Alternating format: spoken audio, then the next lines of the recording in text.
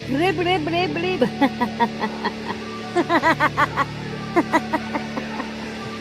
Talking about the current topic. As you can tell by this show, I'm not good at it.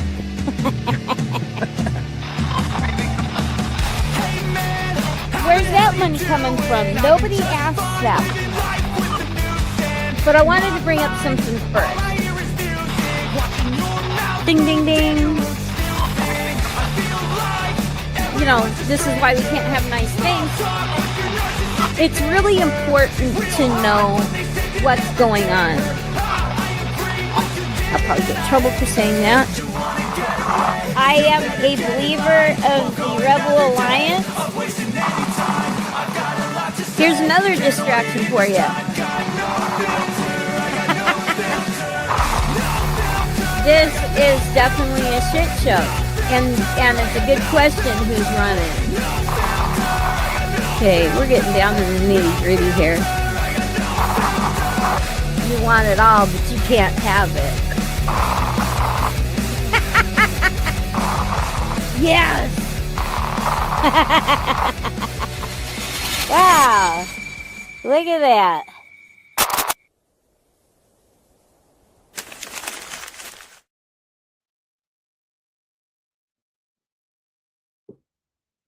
Hello, everybody.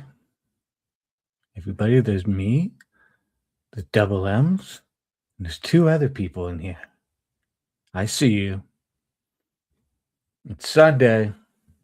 We're in the dog days of summer. Every power you cheer your government using against your opponents is a power that may one day be used against you. Well said, Spider Dog. Very true. Something I think we don't think about very often.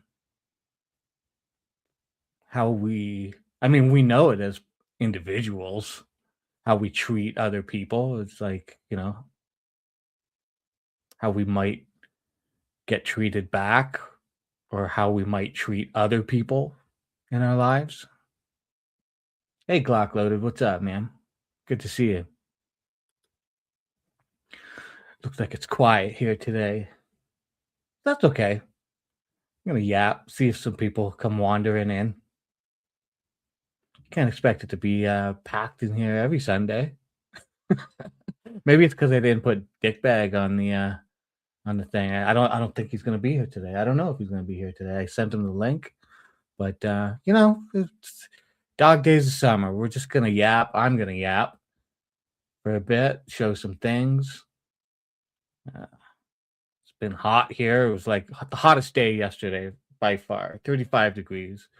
Well, they say it hit 36, but it around like my thing only said 35. So, yeah, I mean, not as bad as Arizona, but pretty damn hot for around here. And then now today it's 22 degrees. So it's like super nice, totally comfortable. But the last week has been crazy, and I'm not even sure what this week is supposed to be. I'm looking right here right now. It's 117 here. Oh, lovely. Surprise! You don't have to leave. I said surprise. Yeah. Okay. I think it's supposed to be kind of in the high 20s and then back into the 30s again as the weekends. I don't know. It's August. I guess that means summer's almost over and winter will be here before we know it. Damn it. You mean not fast enough for me? I don't know how you live with that down there. I don't know how you do it.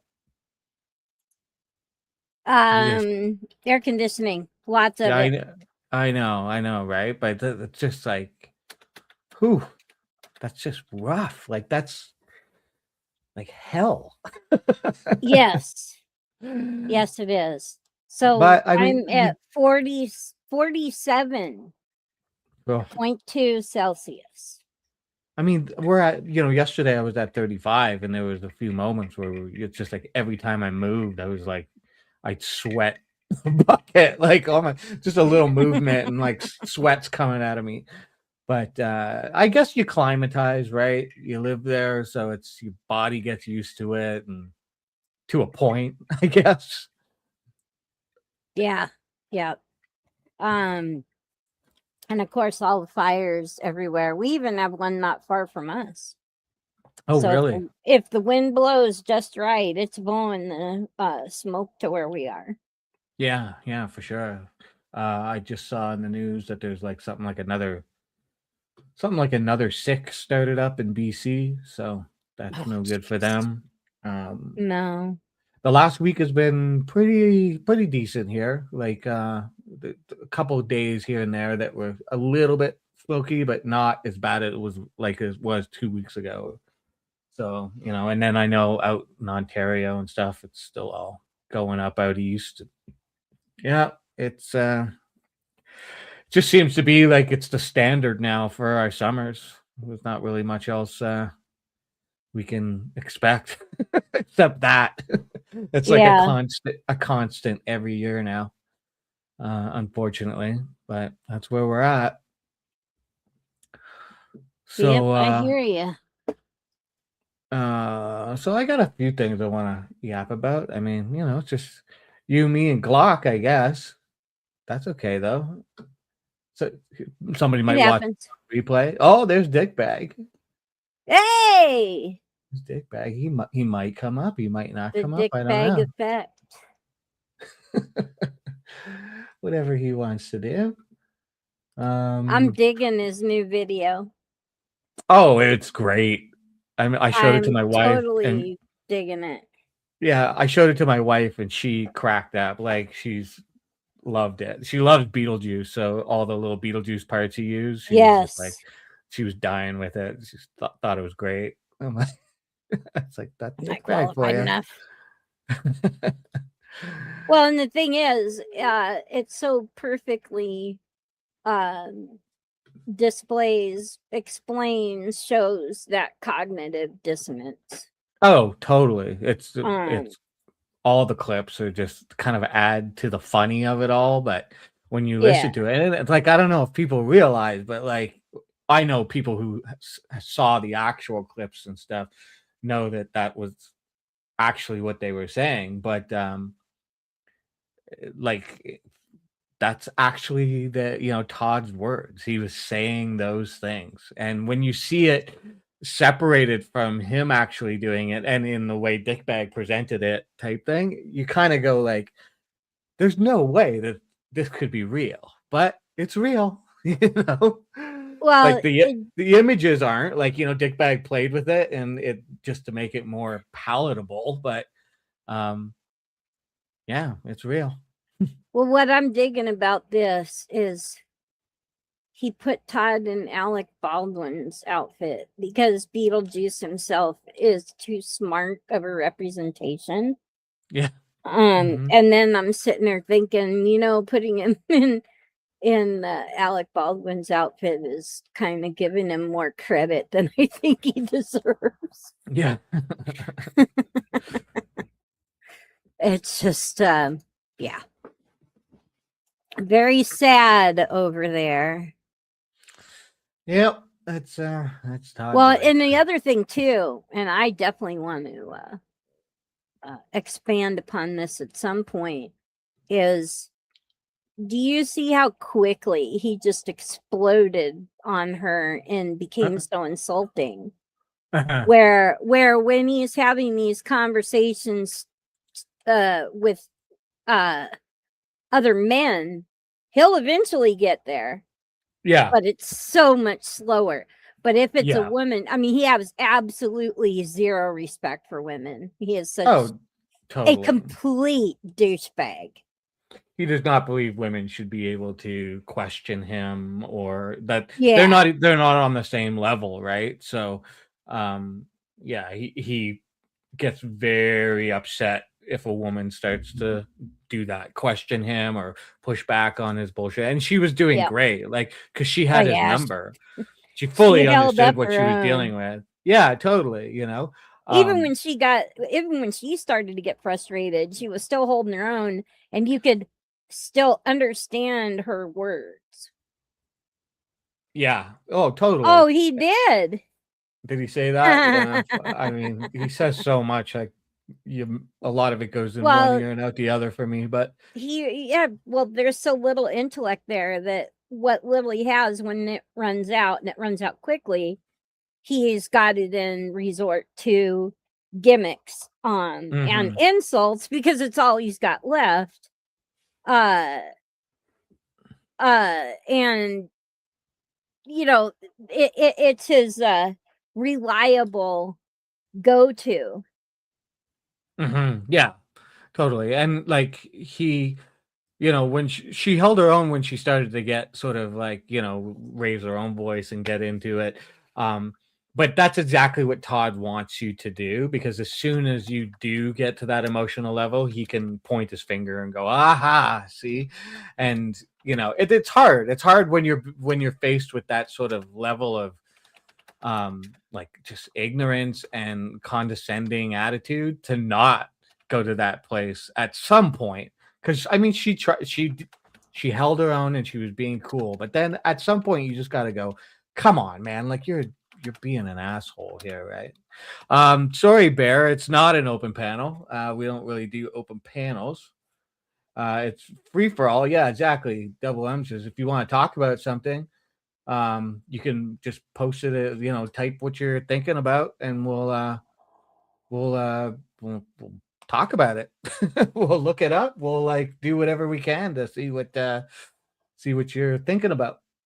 But and also too, if you have like a particular link or visuals or something like that, my email is uglyoldbroad@proton.me, and you can send that. You can email that stuff, and we'll bring it up on screen. Yeah, totally. As long as it's for TOS, we protect ourselves against the intermittent porn bomb and things like that. Yeah, exactly. And I believe her email is in the about section on her page, on the page. If you click on there, you'll see it. But yeah, we'll discuss anything within reason. Yep. And even some things outside of reason. I like out of reason. It makes it more convenient. Yeah, that. Yeah, it can be. It can be. Exactly. I can't talk, folks. That's okay. I get like that too someday. It's as soon as you start streaming, your brain kind of starts to, I don't know. It's like, because you're not being your natural self anymore, right? You're putting on the show. You're being performative somewhat, and it seems like words just start to like not come out right, or your brain just locks down certain sections of your head, and you're just like, what is going on here? You make that sound so intricate. I just want to be able to pronounce words. Yeah. The rest is me. Performative, I don't know about that. Well, even if you don't, sorry, go ahead. Didn't mean to. I did take a lot of drama in school and performed in a lot of school plays and stuff like that, but it's definitely not what I do now.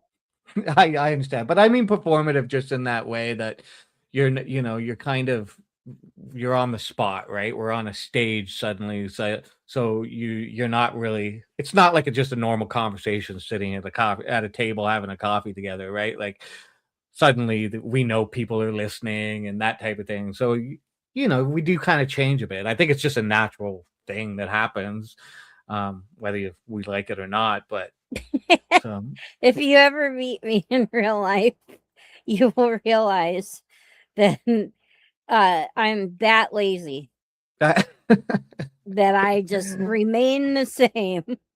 Yeah, I hear you. I know what you mean. I know what you like. I totally get it. I just, you know what I'm saying though too, right? Like it's just like, as soon as you just know there's people listening, and I mean, this is me. I mean, I'd be the same ding dong like dumbass if I was in front of you too, but probably not feeling like I Well, have to entertain kind of thing. and also this is August as well, so a lot of people are out doing stuff. Totally, yeah. And Yeah. this is also it's a long weekend here in Canada. I don't think you guys have a long weekend this weekend. Oh, Yeah, it's what's a going on in civic Canada? it's a civic holiday. It's not like any specific holiday, but it's just the government gives it to workers. It's like a workers' holiday. It happens every year. So we get a long Like weekend right kind of like right at the Labor beginning Day? of August. Well, Yeah, our it's something it's like that. But we still have Labor Day, but this is just a civic holiday that, the government gives they everybody just like dole out. yeah, yeah. Now, is it So scheduled every year or do they surprise you? no, it's scheduled. It's like on the books type thing. So everybody knows Okay. it's coming. Yeah. First weekend of August is always Oh, a long yeah, because weekend. like here, this is the only month we don't have a holiday. Oh, really? Okay. Yeah. Yeah. Hmm. Not Interesting. even a I guess it would be uh not well regular like ones that we uh like Halloween and Valentine's Day. We don't get those days off. Right. But it's Yeah. like a big marketing holiday. Mm-hmm. Yeah. Yeah. I guess it's probably one of our socialist holidays or something like that. Canada's socialism, thinking about the Hey, workers. speaking of socialism, I sent you a meme for that. I know. I've got the memes. I've totally got the memes. Yay! I We're gonna I do the didn't memes. expect to come up. I just felt like it. Yeah, no, that's cool. That's I'm cool. waiting for my ibuprofen to kick in. I'm in a hellacious amount of pain right now. Yeah, and then you're gonna probably want to sleep. I always want to sleep after it kicks in. What, ibuprofen? Yeah. Oh, Does you're it make you kidding tired? me.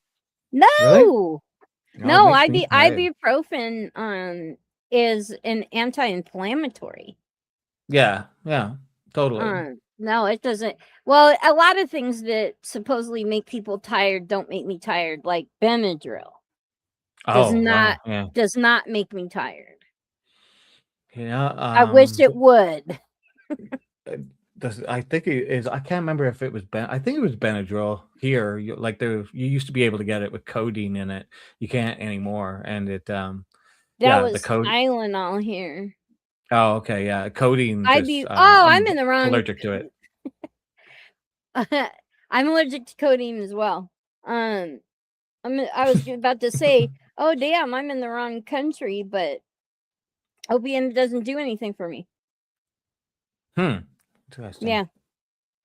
Yeah, Uh, I am so chemically sensitive that a lot of stuff, even powerful stuff, doesn't work for me wow. or makes me sick. That's a kind of a bummer.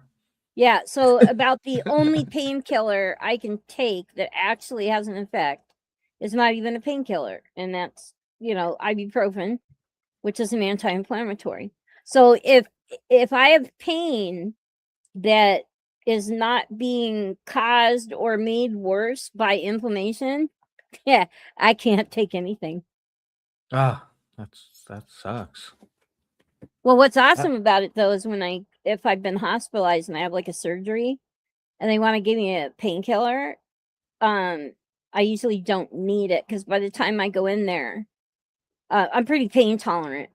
And by the time huh. I go in there, my body is in so much pain that after the surgery, it's a huge relief and I don't have to take anything. Holy cow. Yeah. Well, ugh. For me, it's like, give me whatever you got. Pump me full of it. Nah, for me, it's don't bother. It's not going to work. I think I might have said it in the past, but because I'm like, sobriety now, I'm sober on everything. Um, and knock on wood, nothing happens because I don't want to get hurt. But it's like if I do get hurt, like break an arm or something like that, I'm gonna Oh, be like, yeah, God. yeah, give me some of that stuff. I want some of that stuff. If Sure. it's prescribed, I'm allowed. Yeah, absolutely. So I can get that legal high going on. Yeah. Okay, well, I got a couple things I want to watch before I do hit memes or anything like that. I mean, Alrighty. just go for a bit and see. I'll go through the stuff I got. We'll look at some memes, and then we'll call it unless something else exciting happens. But this right here.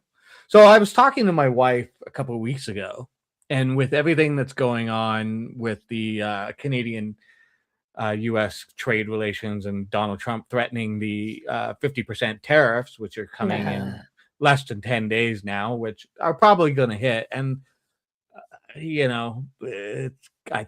I find it wild because it's really going to hurt the U.S. more than it hurts us. But this is how Donald wants to play it out. So, okay. But I was talking to my wife and I said, watch in the next coming weeks, like throughout August, you're going to see the sort of U.S. rhetoric and propaganda start to poke its head up to the talking heads and stuff. And it's going to be, they're going to switch the narrative onto Canada. Like Canada asked for this, or this is Canada's fault, or Canada's making us do this. Like that sort of narrative is going to come up when we didn't start the trade war. We didn't start any of this, right? But they're going to need, when the pain starts to hit the United States, and they're going to have to explain it, and they're going to need a bad guy. And obviously Canada is going to be that bad guy.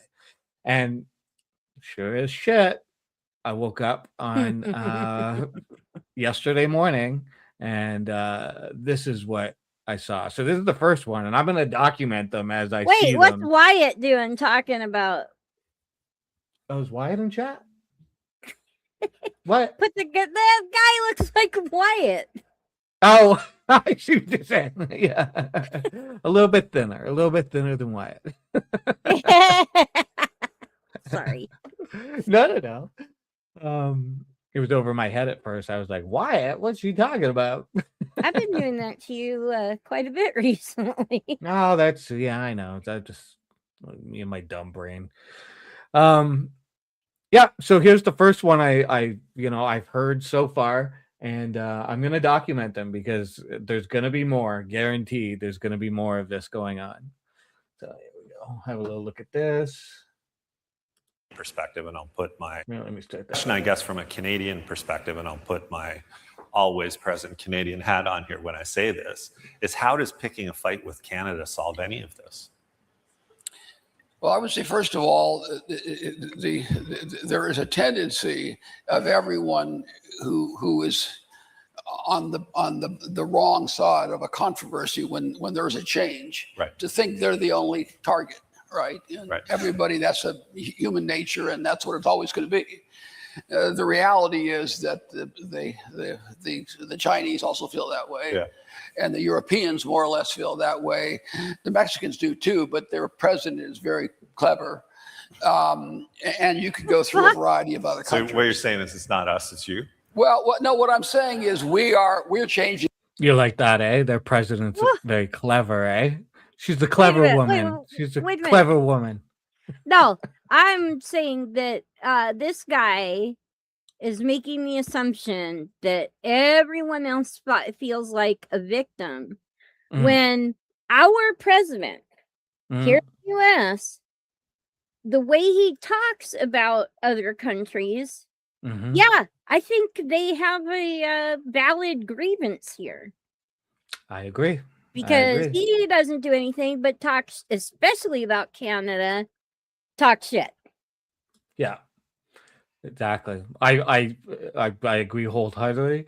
I also think that when he's naming the countries and then he says Mexico and he goes, but they've got a very clever president, or she's very clever type thing, and it's like interesting choice of words.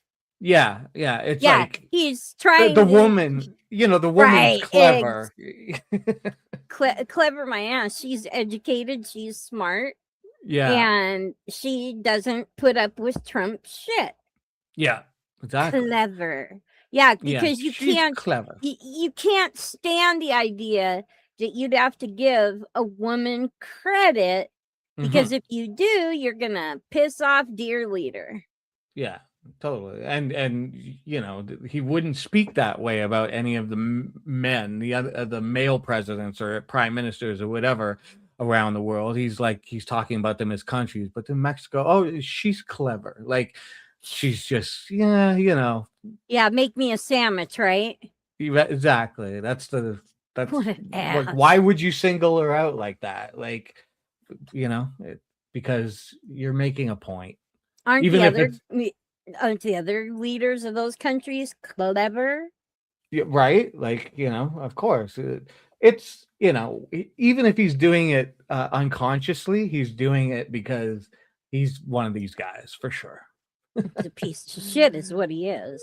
Yeah. Okay, we'll finish up here. Saying is we're changing. Look at the world has had a very good deal. You got 100. Let's think about it this way: for a long period of time, we've done all the defense, right? More or less. Lies. Yeah, and you know what? Nobody asked you. Nobody said, "Hey, America, we require you to do all this."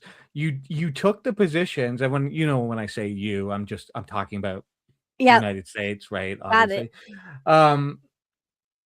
You took the position that you did because you have imperialistic tendencies.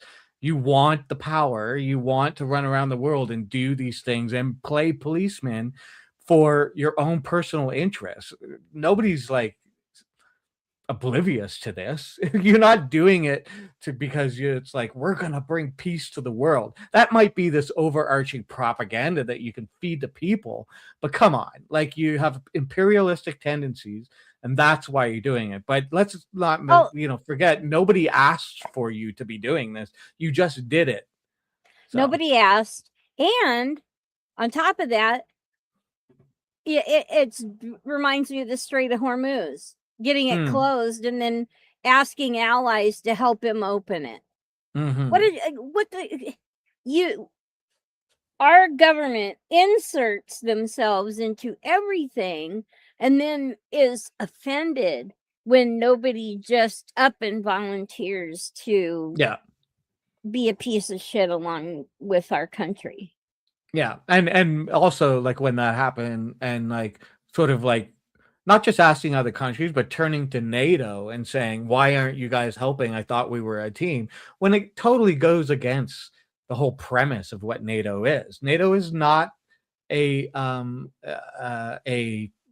military force that goes out and, does that sort of thing. It's a defensive pact. It's like if we're defending each other, we're not being attacked, then there's nothing for us to do.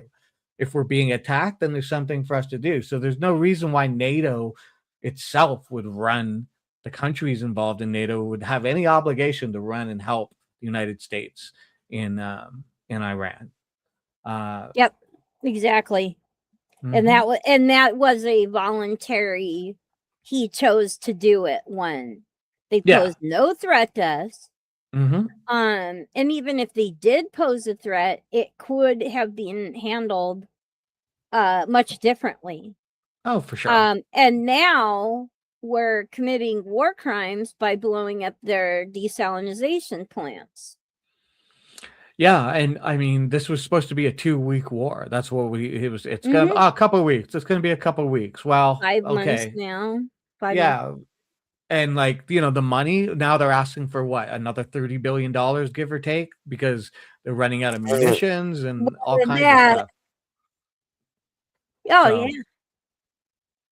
All right, dude.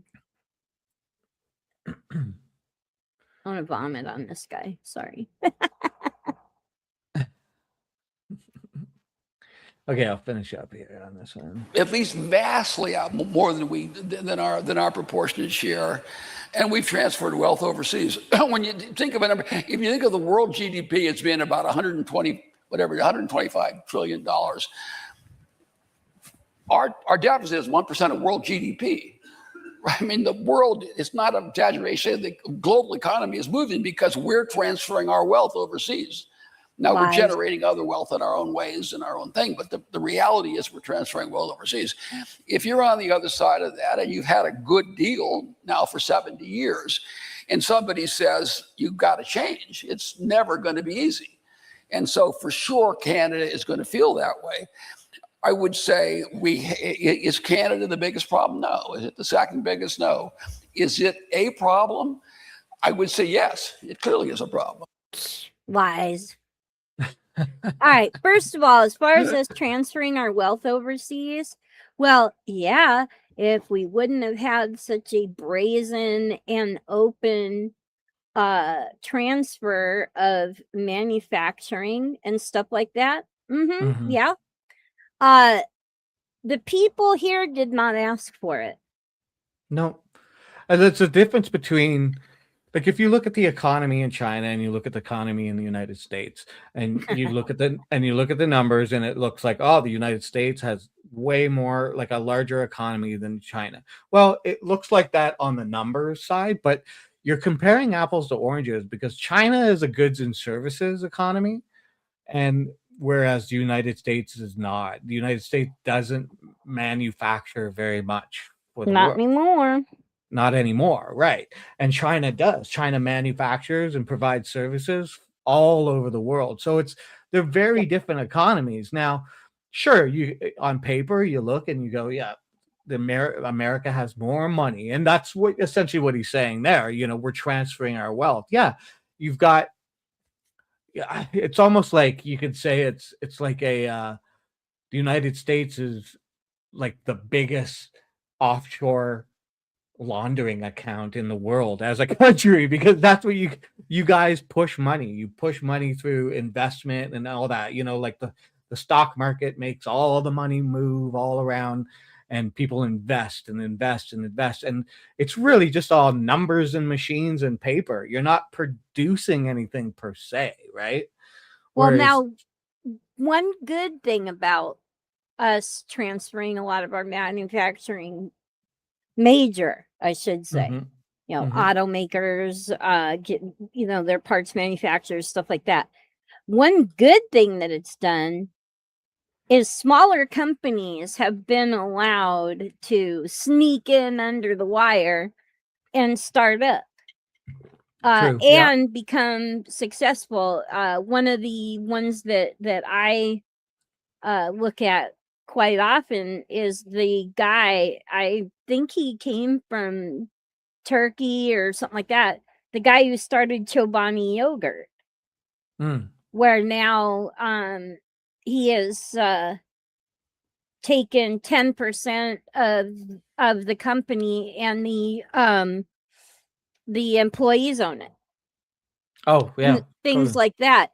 You can't do that on a grand scale, not No, unless totally. you're willing to, which most CEOs and other are not. Yeah, I mean, there's true co-ops. There's not very many of them around. We do actually here in Calgary. There's a grocery chain called Calgary Co-op, and it's a co-op. That's how it started, and it's big now. It's like it's doing what all the big grocery retailers do. That runs around and buys up real estate, which is another topic unto itself. But that I don't think people really realize that's what the big grocery chains that are out there, like in the United States and in Canada, their their MO these days is like, obviously they sell groceries, but real estate is really where the money Yeah, is for them, and they buy McDonald's here. Mhm. It just turned it into an art form. Huh, interesting. Yeah, see, so what, like, the grocery chains like to do is they want to make sure that their competitors can't open up near them, right? So Mm-hmm. they set up their main stores, and then they try to go around and buy up real estate all around them to force their competitors further away, or not able to even set up anywhere near them. And so as a result, these massive grocery chains are sitting on like tons of real estate, and that's where suddenly the money really starts to come into play for them. And groceries is almost like a secondary thing, but it's an interesting topic we could probably cover one day, because I don't think a lot of people realize that that's really what a lot of these food chains are doing now. Yep. Okay, so yeah, there's my point. You're going to start seeing more of this. Like, Canada's the problem. They need to. They're doing this to themselves. They're like, all that kind of thing. And it's Yeah, bullshit. the tariffs that we end up paying for. I know. I don't understand it. It's so ridiculous. I understand the premise 70 years ago or more, whatever, when it was thought it could work, but it didn't, and now you're Nope. trying it again. It's in this global economy, in this way this world is now, it makes zero sense whatsoever. But Trump lives in the past, and so he's going to do things that are from the past. Okay. Exactly. This next clip I got is there's a Canadian View kind of thing. This is the Premier of British Columbia sort of making a point about what's going on in trade talks with the United States right now. I just wanted to bring up this little thing. Here we go. Okay. It's only about 2 minutes long. I'd like to weigh in on this one as well. We heard the news this week from the Americans about a direct attack again on forestry families in British Columbia. Those that work with wood to make furniture, for example, to add value to our wood products is just inexplicable to me, because we had the American ambassador hold a mining roundtable, meeting with mining companies, looking at opportunities to invest in mines in Canada to secure the metals and minerals that the United States needs. It can't be that is simultaneously the position of the US and that Canada agrees with that. We can't have a country on one hand attacking one group of families and workers while hoping to have access to the resources in Canada that the rest of the world wants. The United States needs to make up its mind. And I will say, frankly, from British Columbia's perspective, that we support the Prime Minister making that case at the table. If you want a strong partner, if you want the friendship that's benefited North Americans for generations, then let's have that. And if you don't want that, we need to be looking to the rest of the world. The agreement we signed on alcohol to support our alcohol producers to have access to the full Canadian market, and the work that we're doing on trade diversification needs to accelerate. And we need to be frank with the Americans that they will not get the kind of access that they seek to what's in Canada if this is how the conduct's going to go. If the Prime Minister calls British Columbia and says he needs support with some big sticks to have conversations at the table, then we'll be there. And I am happy to stand with the Prime Minister in that kind of discussion because this is just silly. And at the end of the day, the United States needs to decide what they want. Do they want a strong partner in Canada where we work together, or are they keen to go it alone? But there's not this middle road where you attack British Columbians on one hand, and the other hand, you're digging up our metals and minerals and bringing them south of the border. 100%. You go, Canada. Plus the dude's hot, so. Yeah, totally. Sorry, you can't have it both ways.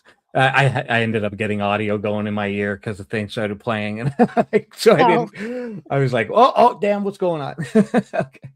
I love it. Yeah, that's the reason why I wanted to play that was just to show you that that premier of that province is pretty much voicing the same voice that you'll hear from all the provinces right now. We've never seen. I'm 51 years old. I have never seen Youngster. Canada as unified as it is right now, from province to province, like premiers all being on the same page. Yes. Together at the same time, like Quebec, even like on pay, and as much as we have our issues here in Alberta, even our premier is seeing the writing on the wall when it comes to all of this, and she's standing up and promoting our prime minister, who's the opposite party and the whole thing. It's unbelievable, because this was all created by Trump. He did this, and I don't think he expected it. No, I love seeing it too, because for I don't know how many decades that I've even been aware that we've treated Canada like a redheaded stepchild. Mhm. And I'm happy to see this occurring, because I love Canada. I've always enjoyed being in Canada. And it just bothered me, and it still bothers me, that this country is so arrogant that it so easily and flippantly can shit on other countries. Yeah, and I mean, Canadians have always loved America. Like, we've always been partners, regardless of whether we have, some political differences and whatnot. As a people, we've always realized we needed to work together, because we're sharing this big, huge continent. And yes, the world is changing, and it's changing pretty fast, but I don't think that any of this would be happening if there was a different president. Like, I think this is all Trump manufactured. I think this is all him, Um, Well, I he's don't think. had some help, because Oh, for sure. I mean, You yeah, know, I this country sure. hasn't taken Canada serious for decades and decades. Mhm. So, he's just openly blatant about it. Yeah, and it has, because of his actions, and which I'm sure have been pushed and cheered on by certain people behind him. It is put us at this point where, for the first time in my life, I'm seeing Canadians be like, yeah, no, we're not falling for this anymore. Like, we've been cool about everything up to now, because we were both able to kind of like sit across the table from each other and go, yeah, okay, yeah, we're all working together here. But it's clear that this current administration isn't into that. It wants everything, and it doesn't really want to play, it doesn't want to play give and take kind of Yeah. thing. Like, so unfortunately, that has harmed the relationship, and it's really unfortunate, because there's things like this going on. I don't know if you know about Point Roberts, Washington. Yes. I know a lot about Point Roberts. Yeah, it's The this only little, way to get to it is by boat or through Canada.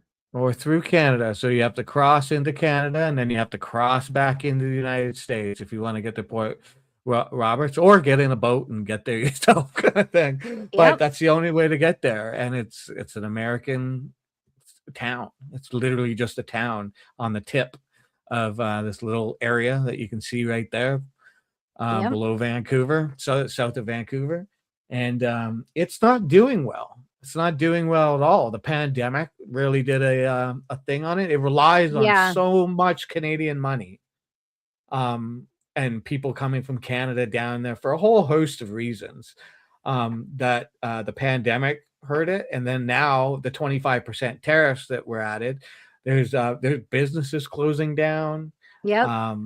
It's just, they can't. Canadians have unfortunately said, we're not going to go to the US right now because of what's going on. We're going to spend our money at home, and sorry, but that's but that's what we got to do, right? Yep. And it's hurting this little town, and I'm sure nobody's trying to hurt the people there, but it's a sad part of this whole thing, and these people are struggling now, and they're literally kind of going with the 50% tariffs that are coming. They're like, well, how are we even going to do this? Like, Yeah. we may not be able to survive at all as a town, right? And They're collateral damage, and they're not rich enough yeah, to get anyone's attention in Washington to do something about it. yeah, nobody really quite cares. It's interesting how Point Roberts came to be, where it was like a Yeah. a surveying error kind of thing, like, and the tip of it that little area got cut off because, you'd figure it would have just remained a part of Canada, but it didn't. And it's there, and it's worked up until now, but now Yeah. it's not working so good, so just really, really unfortunate. And I mean, hopefully somebody in the United States wakes up and realizes, or perhaps, I don't know, maybe the people here in Canada will just figure out a way to help the people there in some way. I don't know. I don't know how it can all play out, but it sucks. It sucks for that, like you said, collateral damage is Yeah. happening because of all this, right? There's a town in Michigan too. It's I can't remember which one it is, but it's got the same name on the US side and the Canadian side. Oh, And okay, yeah. if it wasn't for the Canadian business, I mean the US side is struggling horribly. But if it wasn't for the Canadian business, it would be even worse. Yeah. But what that is people in the US going to Canada. So yeah. I think there's a few of those types of places as well. I don't know all of them, but I know that there are a few of those weird little border towns, and I'm sure they're all being affected, because of Yep. this stuff. I know there's places also that aren't like the little, like right on the border or whatever, like a lot of places in Maine and stuff like that are totally struggling from the lack of Canadians going there for tourism and getting away and stuff. So A lot of them it's are bad. hurting. Yeah. And then you hear about the California wine situation where it's like they're literally seeing millions and millions of dollars like just disappearing from what they would usually be making. Same with the whiskey, like there's no American whiskey on our shelves right now. It's all Canadian or other places. And that's gotta hurt. I mean, Canadians like to drink a lot. Yeah. And I'm sure that's a cut in the revenue, that would be coming in. So I mean, you hear about it so often that you realize, like, holy cow, like alcohol is a big deal because they're talking about it nonstop. The American ambassador Hoekstra, he talks about it all the time. And yeah, it's wild. Alcohol, like, it's so important, but I guess it is when it comes to the money. Yeah. On a lighter note, I got that thing you wanted to talk about. You wanted to see here, that Todd Maffin thing. It's pretty cool. Yes. I didn't really know. I know the magazine, but I didn't really know any of this was happening. I guess in my mind, I kind of figured that magazines just completely disappeared altogether. Nope, it was saved by the monks. I know. We'll watch. It's pretty cool. Pretty cool story. There we go. I have been working on a secret project, and in this video, I will tell you what it is. And if you grew up in the 60s, 70s, or 80s, you will like this. The secret project is about a magazine. And when I was growing up, there was this kids magazine called Owl. It was a Canadian wildlife and nature magazine, lots of big photos and puzzles, activities to do outside. It was great. Every school library had them, every dentist office. A lot of families had subscriptions. What you may not know is the crazy story of how this beloved publication was saved from bankruptcy by the most unlikely group. Owl magazine was started in 1976 by two women in Toronto who noticed that Canada did not have much in the way of magazines for kids, so they made one. What made Owl unusual was what it refused to be. It was nonprofit. It didn't cram the pages with ads. It even refused auto-renewing subscriptions, which seems completely bonkers today. Unlike a lot of the kids' magazines in the US, though, it wasn't just printing big, pretty pictures of otters and calling it a day. The whole editorial philosophy was that kids should be doing things, not reading things. But then, disaster. In 1997, a company took over 90% of it, killed its nonprofit status, started licensing talks, and chased an ambitious TV production slate. Surprise, surprise, eh? Yeah. That's the way it always goes. When something good is happening, Somebody's got to get in there, and they're gonna make it gooder. We're gonna make this gooder. And there's another company in Canada that did that too with a lot of online forums.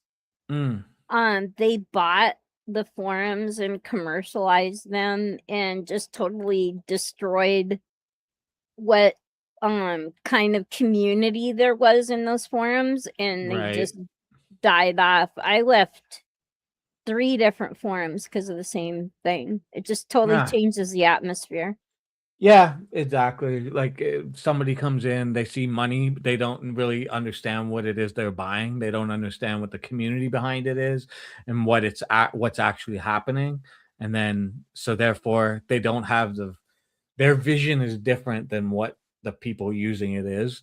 And Right. yeah, it just ends up just killing whatever was happening there, whatever people were doing. You see that time and time again, especially with businesses. That's what happened with the business that my wife worked for 25 years. It was, it was a homegrown, started by a local businessman.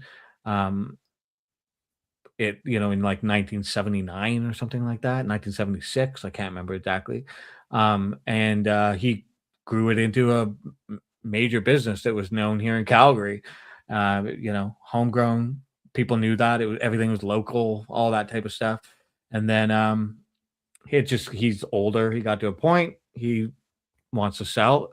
Funny enough, he sold out to one of the big grocery chains. And they bought this thing, which is a very unique idea. It's like a health food store, but it had its own sort of vibe. It's not your regular kind of grocery kind of store. And they knew what they were buying, a successful business in Calgary, but they didn't understand the community. They didn't understand the philosophy of what was going on. They just saw dollar signs and they figured, well, we know grocery, we're a huge chain, so we'll buy this thing. And yeah, what's the problem, right? Well, yeah, they didn't understand the community. They didn't understand the people. They didn't understand the philosophy. The stores are still open, but they're not like they used to be. And there's lots of customers who have left just going like, yeah, it's not the same anymore. It's just, there used to be people who were more passionate about the products and had knowledge on things, and now that's all kind of gone and it's sanitized. And that's another example, right, of just money ruining something that's good, Yeah. unfortunately. Yeah. The whole thing collapsed just 7 months later. The whole team, 40 people, kicked out of work. And what saved Owl magazine is one of the strangest footnotes in Canadian publishing history. A Catholic religious order based in Quebec City called the Assumptionists bought the magazine. The Assumptionists were founded in 1845 by a French priest. He thought that Catholicism should be more modern, so they focused on publishing, among other things. They started the Paris daily newspaper La Croix, which is still publishing today. Yes, Owl was saved by, and is still today owned by, an order of French monks. And this year, it turns 50. But I think that Owl is the perfect antidote to what kids face today. It's not on a computer screen. There's no algorithm. There's barely any ads. A few months ago, I thought, what if we could get subscriptions into the hands of disadvantaged Canadian kids at no cost to them or their families? But the problem with gifting subscriptions is that, you've got to know that the kid, a grandchild, a niece, someone whose address you know. I think we fixed that. Over the last few months, I've been working with the folks at Owl. And together with First Book Canada, you can now buy a 1-year subscription and they will put it in the hands of a child who could use it. It's a one-time thing, nothing recurring. If you want to give Owl to one child in Canada, go to owl.toddmaffin.com. It's $35. I don't make a penny. I think we can help kids get off the social media algorithm and back into their backyards.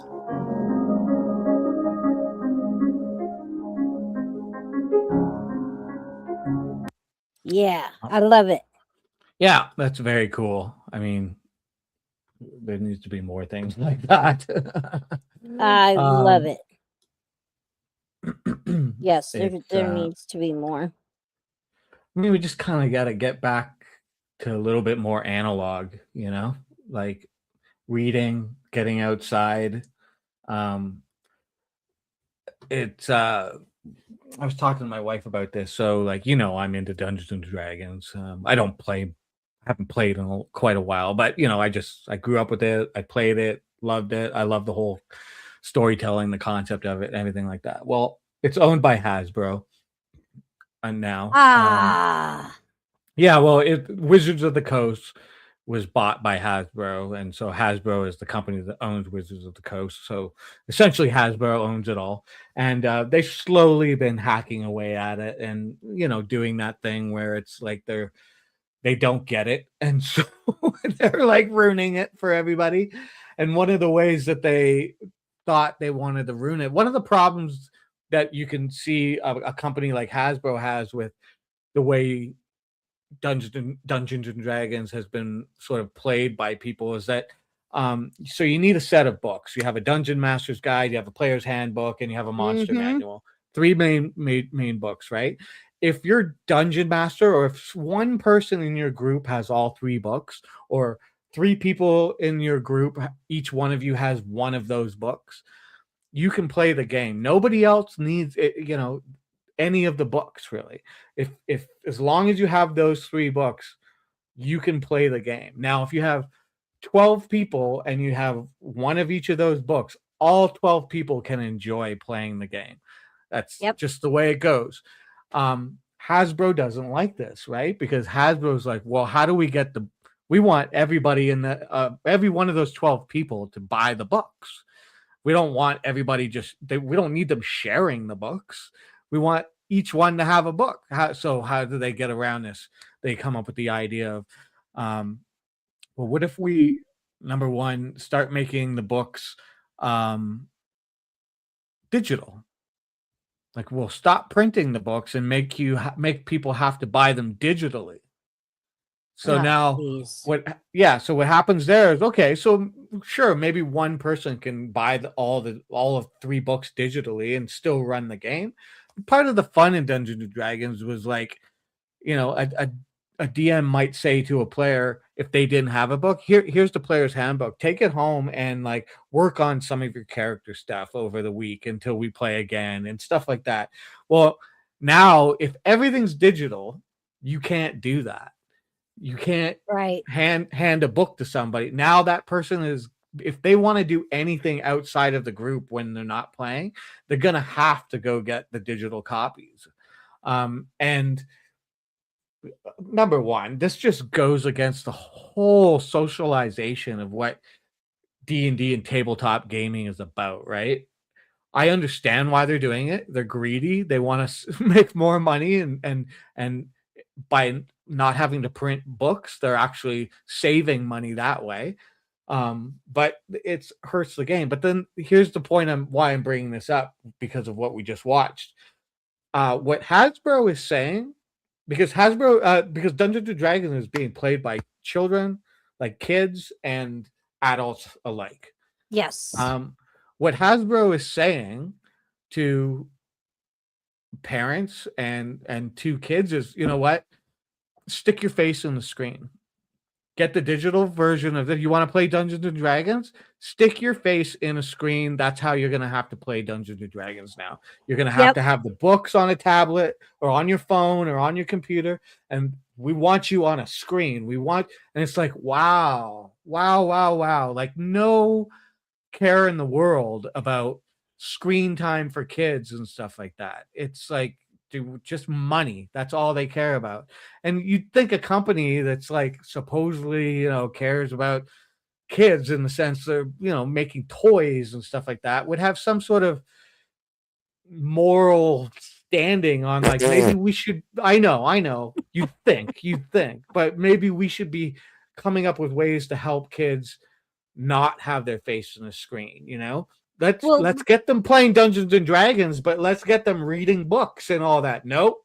Well, and the thing is, it's all supportive of the dumbing down of this country, because now it's been a very long time since I played, and I played back in the, what was it, the Red and the Blue book? Yep. Way back when, in the beginning, is when I played.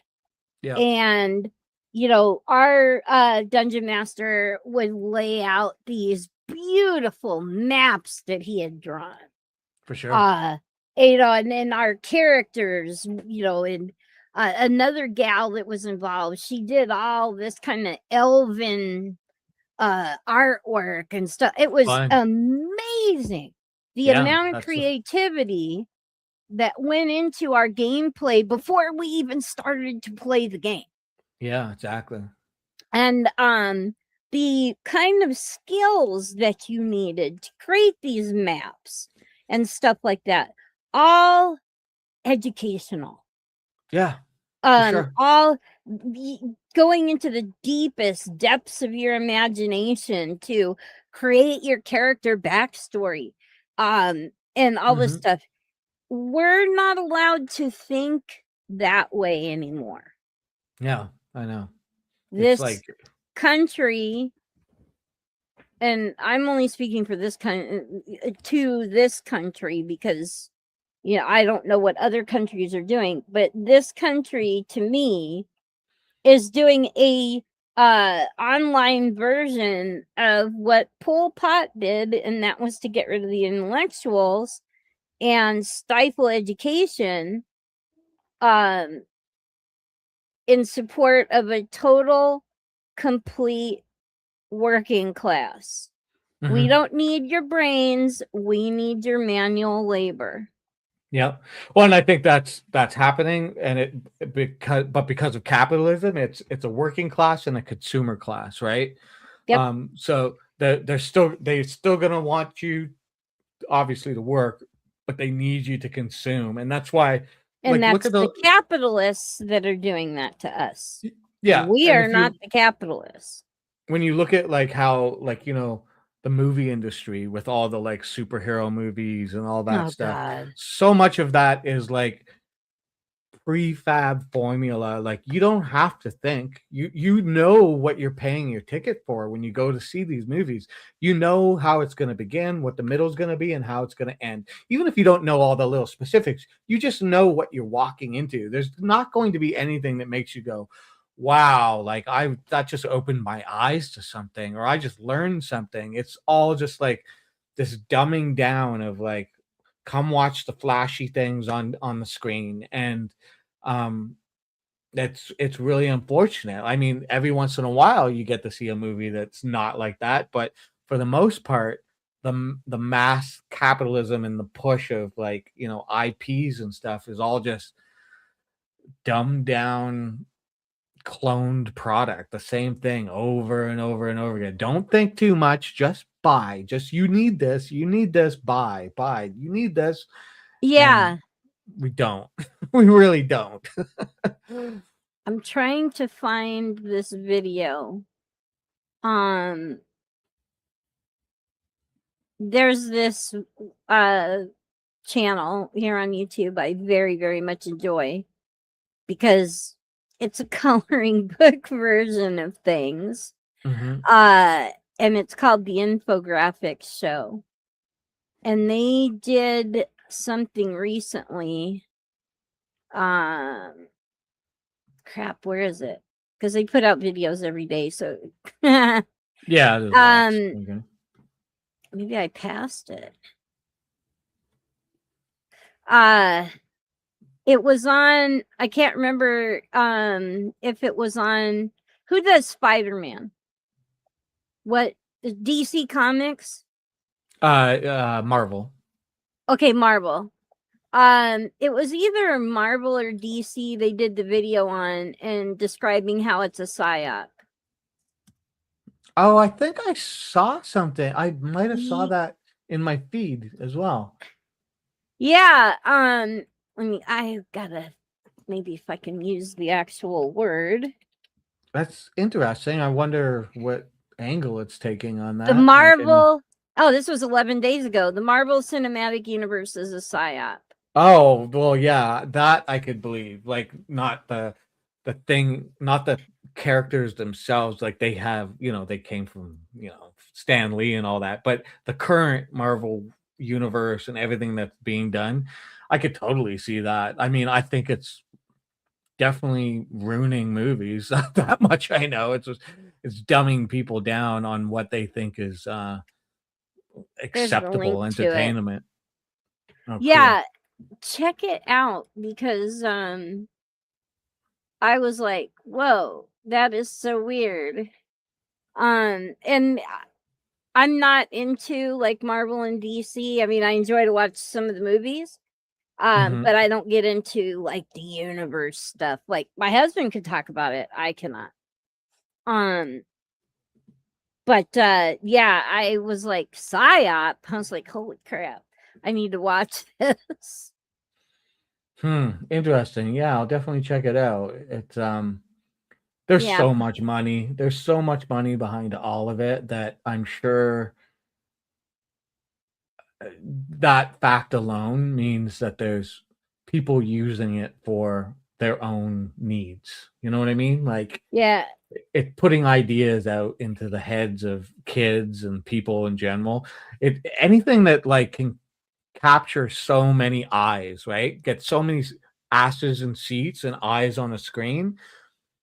Somebody's going to find a way to use it because that's what works. We know that works, right? So it's like if you know you're going to get X millions of people watching this thing, well, how can we use this beyond it just being a movie, right? Definitely Right. happening. I no doubt that that's happening. But yeah, this they've been out for a while. I think this infographic show has been going on for I think it was 12 years. Oh, okay. They have 15.5 million subscribers. Yeah, I So see that. they are definitely on to something here. Yeah, for sure.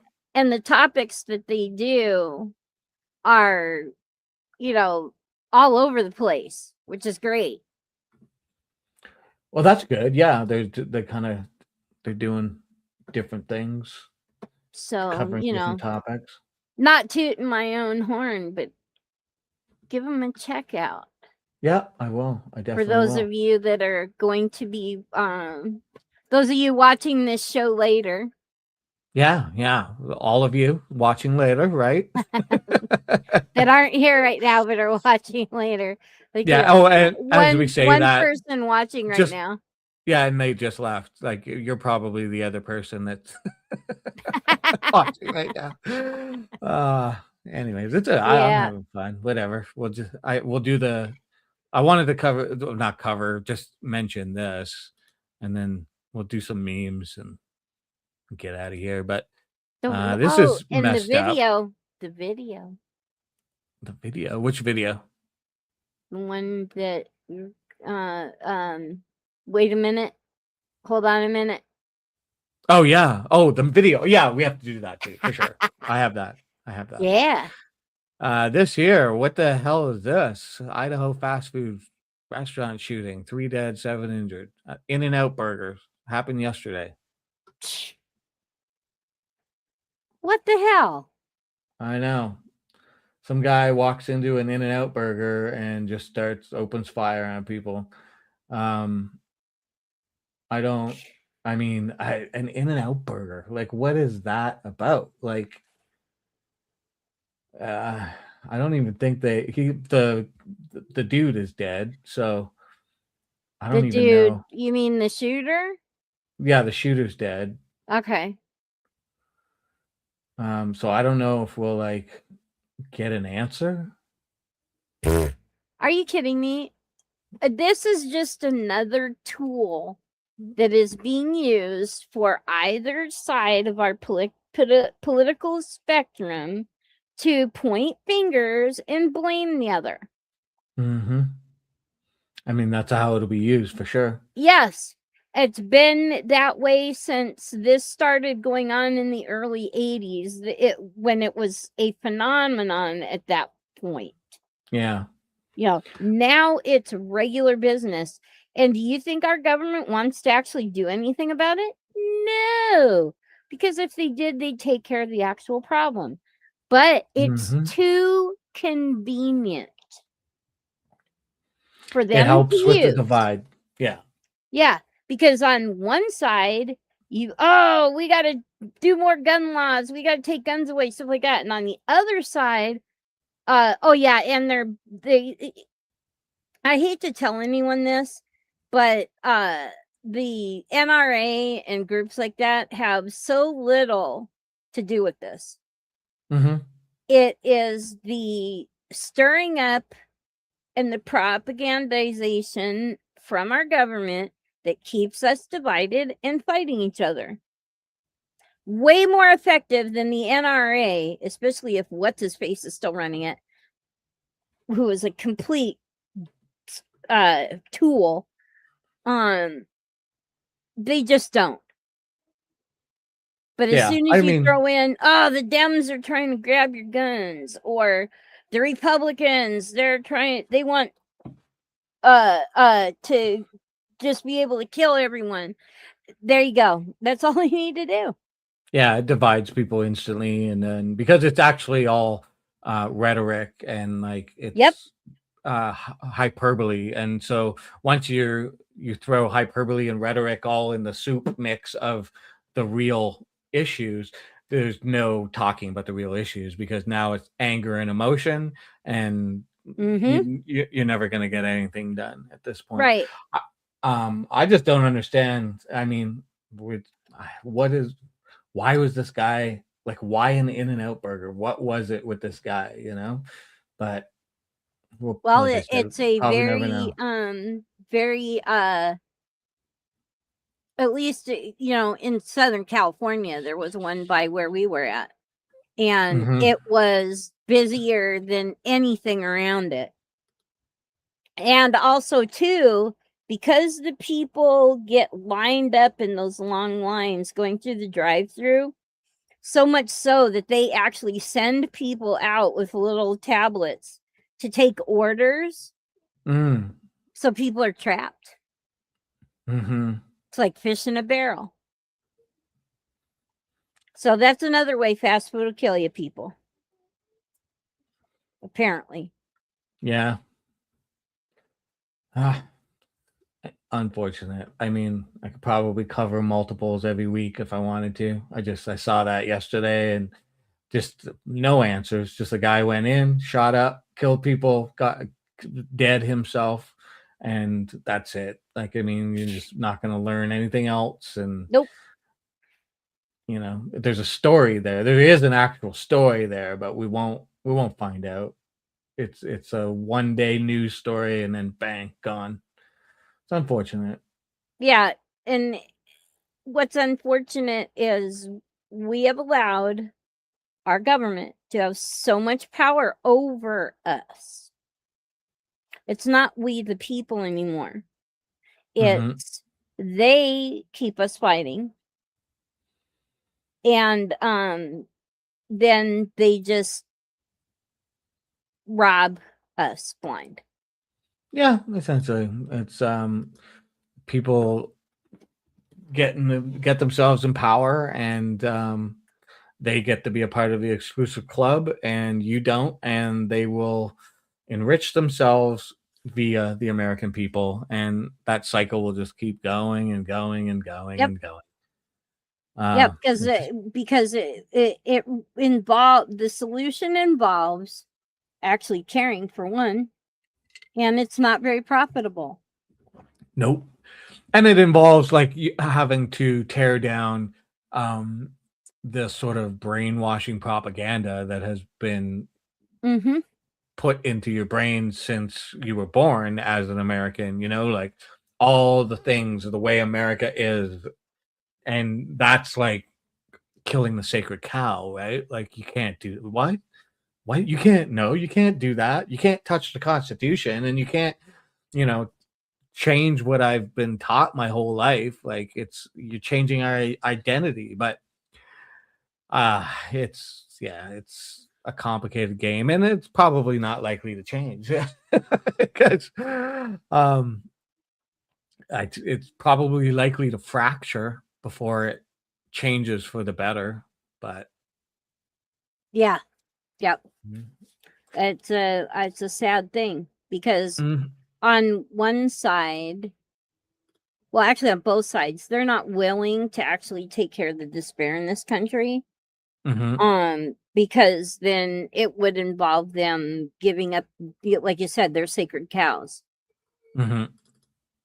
Yeah. So we'll just finger point, argue, and stuff like that, and then they keep doing what they're doing. It's almost like just like in real life where somebody would have to, like we talk about Todd and how for him to change, he'd almost have to have some catastrophic sort of life existential thing happen to him. Like, unfortunately, something like a health issue, like, a heart attack or whatever, and make him just realize, oh my God, I don't have much time on this planet. And the time that I do have, I better live better. I better be better, that kind of thing. It's almost like, and I think this goes for humanity as a whole, because we've seen it happen throughout human history. But if we're just talking about the US, it's like you need some kind of catastrophic thing to happen for everybody to realize, like, hey, wait a second, we took this too far. We need to settle down and come together and realize, we're a nation and we need to work together and we need to work with the world and the whole thing, right? I mean, it happened after World War II. The New Deal and everything like that, like it reshaped. I know there was a lot of people who were against it and everything like that, but it really did reshape the United States. It did bring a lot of people together because prosperity was happening. And I realized not for everybody, but for the time period and everything. And after what just happened, you went through World War II, families lost sons and fathers and daughters, and, mothers, like people lost, and they were in pain and hurting, and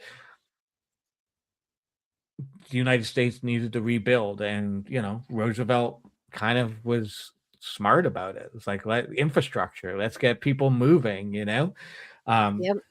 That's what the railroad did for the United States and creating it as a nation. Let's do something again. Let's start building infrastructure.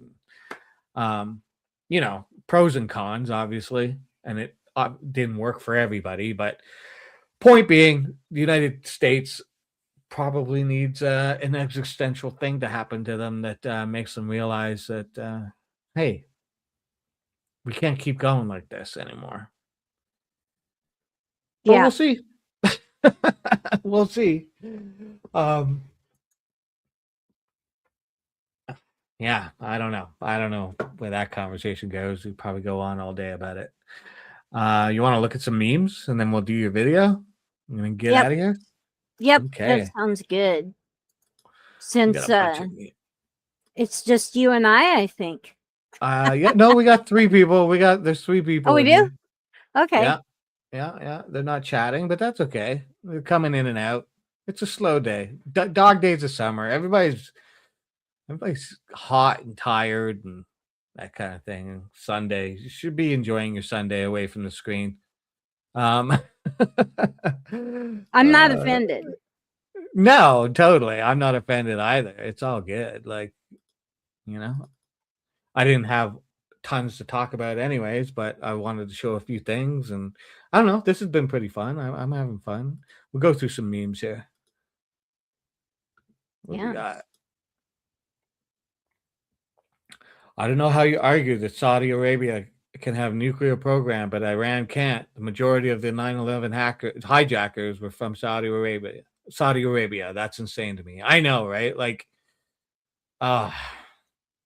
backwards world.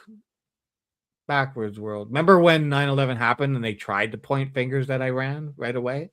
And then it was Iraq, and then it just wasn't working out. Do you remember how long it took for the American government? Toot. Yeah, MST, what's up?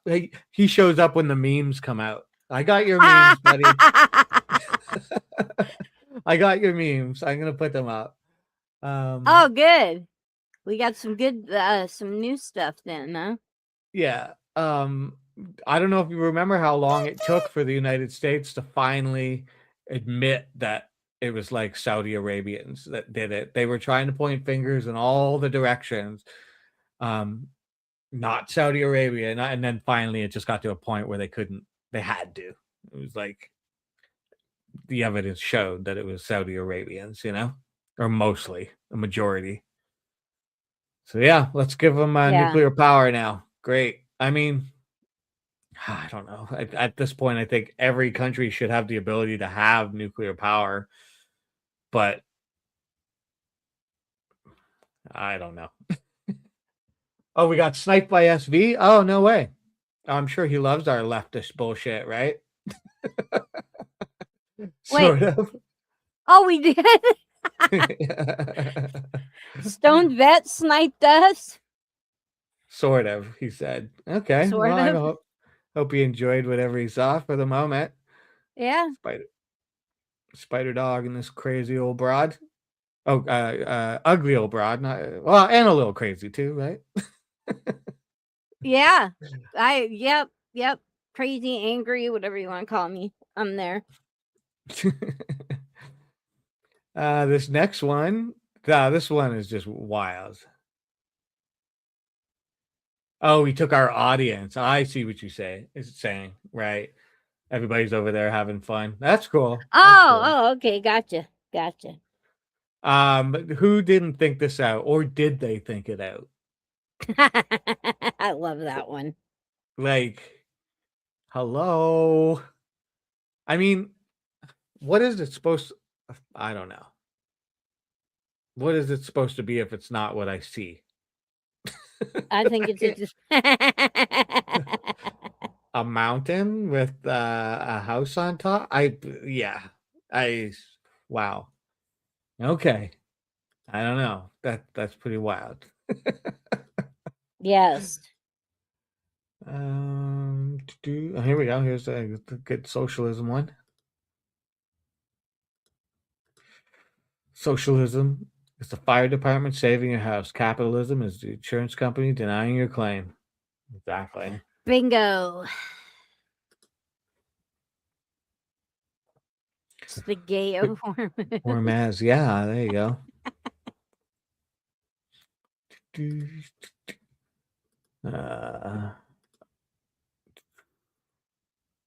Make this asshole go away. Yeah, I'm in for that one. I'm in for that. It's like people like to say, like 2 terms is like 8 years, but this guy has been more than 8 years because he was around the whole time Biden was there. Like, Yep. like essentially it's like 12 plus because there's like the campaigning that goes on beforehand, and just so sick of this guy. It's unbelievable. Oops, no, I gotta do image.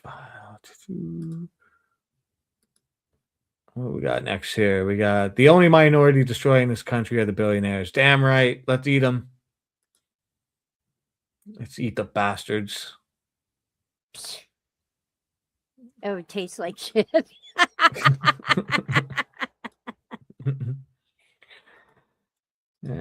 do we got here? Notice all the talking heads on Fox are telling us the protesters are paid agitators, when in fact the talking heads on Fox are the paid agitators. Exactly. It's funny, right? And I was trying to find one that also had talking heads from like MSNBC and stuff like that, but I would have to make one. Yeah, I get it. But also have like Rachel Madcow and some of the ones on the left, because they're just as bad. Oh, it's all the same. Yeah, the mainstream media, Absolutely. all paid agitators to one side or the other, for sure. They're just a propaganda arm of our government. MST says, starting to feel the pain of this big, disgusting bill. People are desperate and hungry. Yeah, and it's going to get worse with the 50% tariffs coming out of, being put on Canada. It's not going to be pretty.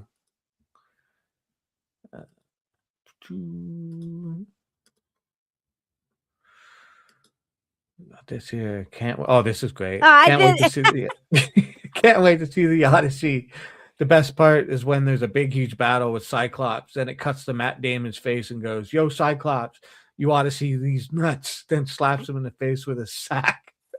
Reported for spoilers. Also disgusting. Hollywood has truly lost its way. Dumbass. Oh, Deborah. Yeah, Deborah. Wow. Dude Oh, was man. funny as hell. Look at, and 8 people took it seriously. Yeah, that's the internet for you. Yeah. Mugger posted this one. I stole it from him. Oh, cool. You let one ant stand up for us, and they might all stand up. Those puny little ants outnumber us 100 to 1. And if we ever let them figure that out, there goes our way of life. It's not about food, it's about keeping those ants in line. Yeah. Truth. That's why you need all the little arms and wings. You need the government-run media, which supposedly isn't, but it is, through corporate means and religion and all of it. Use it all. Keep people in line. Yep. And what doesn't kill you gives you a lot of unhealthy coping mechanisms and a sick sense of humor. There you go. This is true. There we are we many. go, right there. Give us something to vote for. Yeah, seriously. Yeah. Before we come cast our vote in your necks.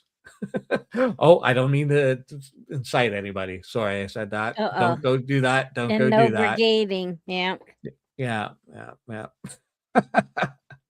Against the TOS. Yeah. Okay, we'll go do. I got some MST ones here. Oh, sweet. Well,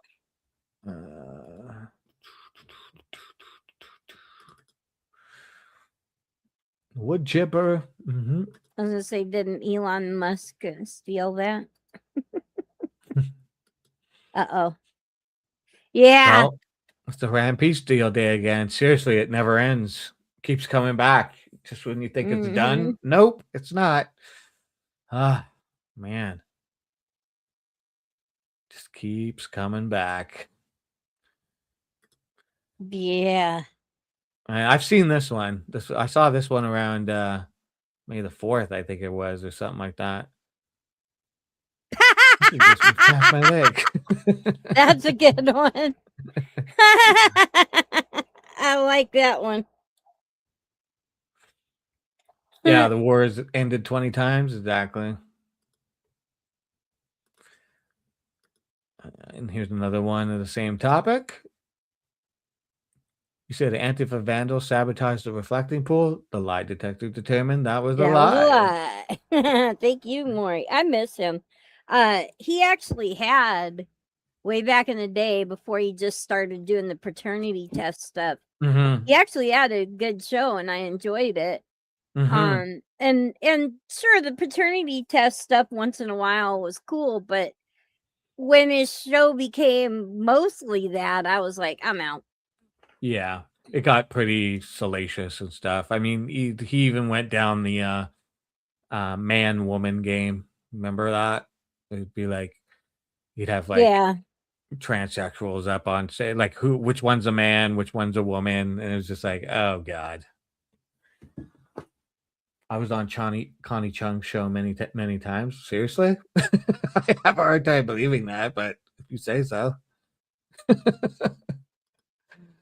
And then this one's pretty good, which is a good segue into the video. Yes. No. Ah. Yeah. You know what's gonna be funny? Of course, this is my morbid sense of humor.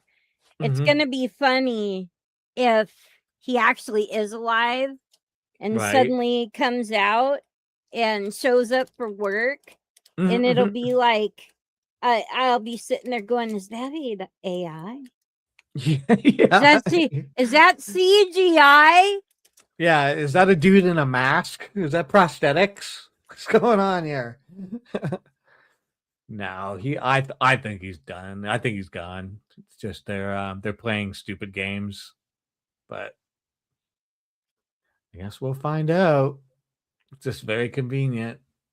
Very convenient. They will admit he's dead on Tuesday. Why Tuesday? Is there something going on Tuesday? before There's before the stock market opens. right.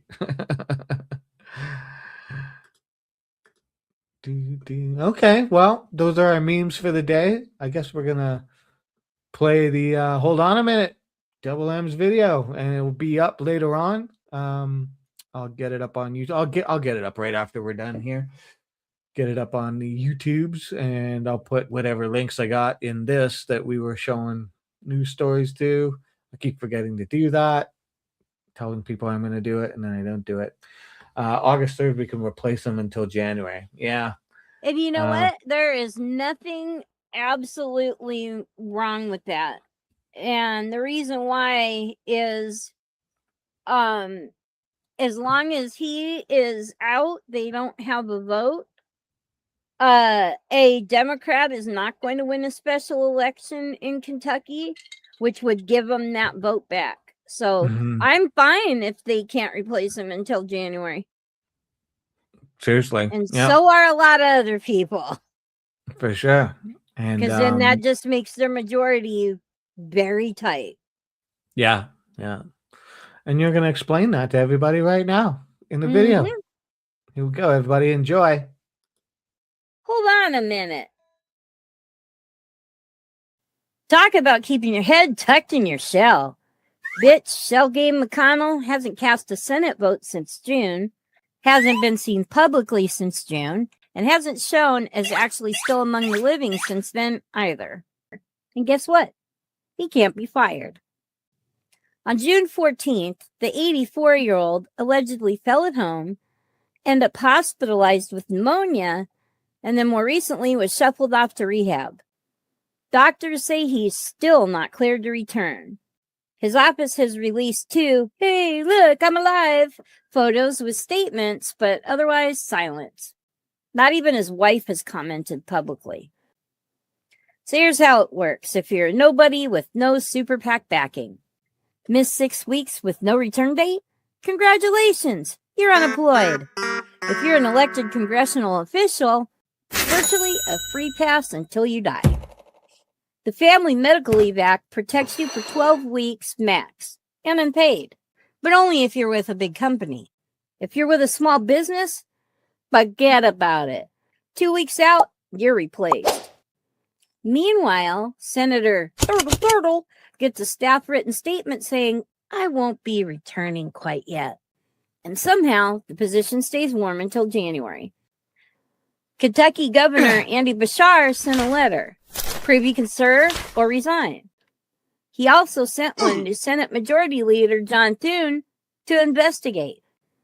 Thune responded in typical, "Nah, man, that's between him and Kentucky." Translation, not my circus, not my monkey. But here's why it's a good idea for Bashar not to push harder. A is a special election equals Kentuckian taxpayer money. Hundreds of thousands down the drain. It's not worth it when McConnell retires in January anyway. 2 is that Kentucky's as red as a stop sign. Run a special election and Democrat wins? In Kentucky? Yeah, right. And D, that vacant seat can mean struggles for the Republican majority. Without McConnell's vote, Republicans are down 1. Every 51 to 49 battle just got harder for them if Democrats don't rush in and help them. So I'm not going to hold my breath on that. But why help them fix it? So it's not restraint, it's tactical patience, calculated and smart. I'm not going to wish bad on the guy. However, in this atmosphere of extreme distrust in our elected officials, it's not helping. At least it's not helping Republicans. So there you have it. Is this accountability or just working out who profits from it? Drop your take in the comments. And hey, if you missed work this long, send in your resignation form. Funny how certain rules only apply to some of us.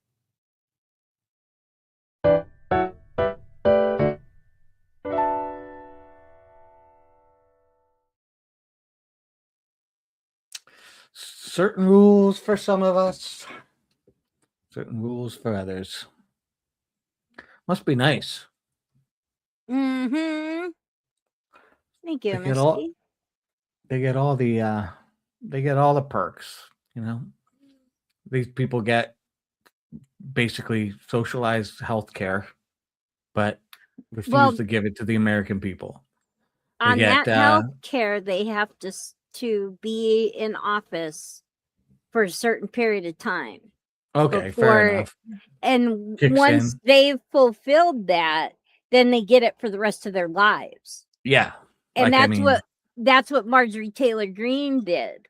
She waited till a few days after she passed that line before she resigned, so she got to keep her lifelong bennies.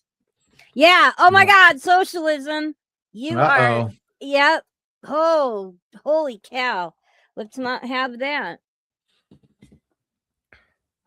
Yeah. It's goody bennies for me, but not for thee.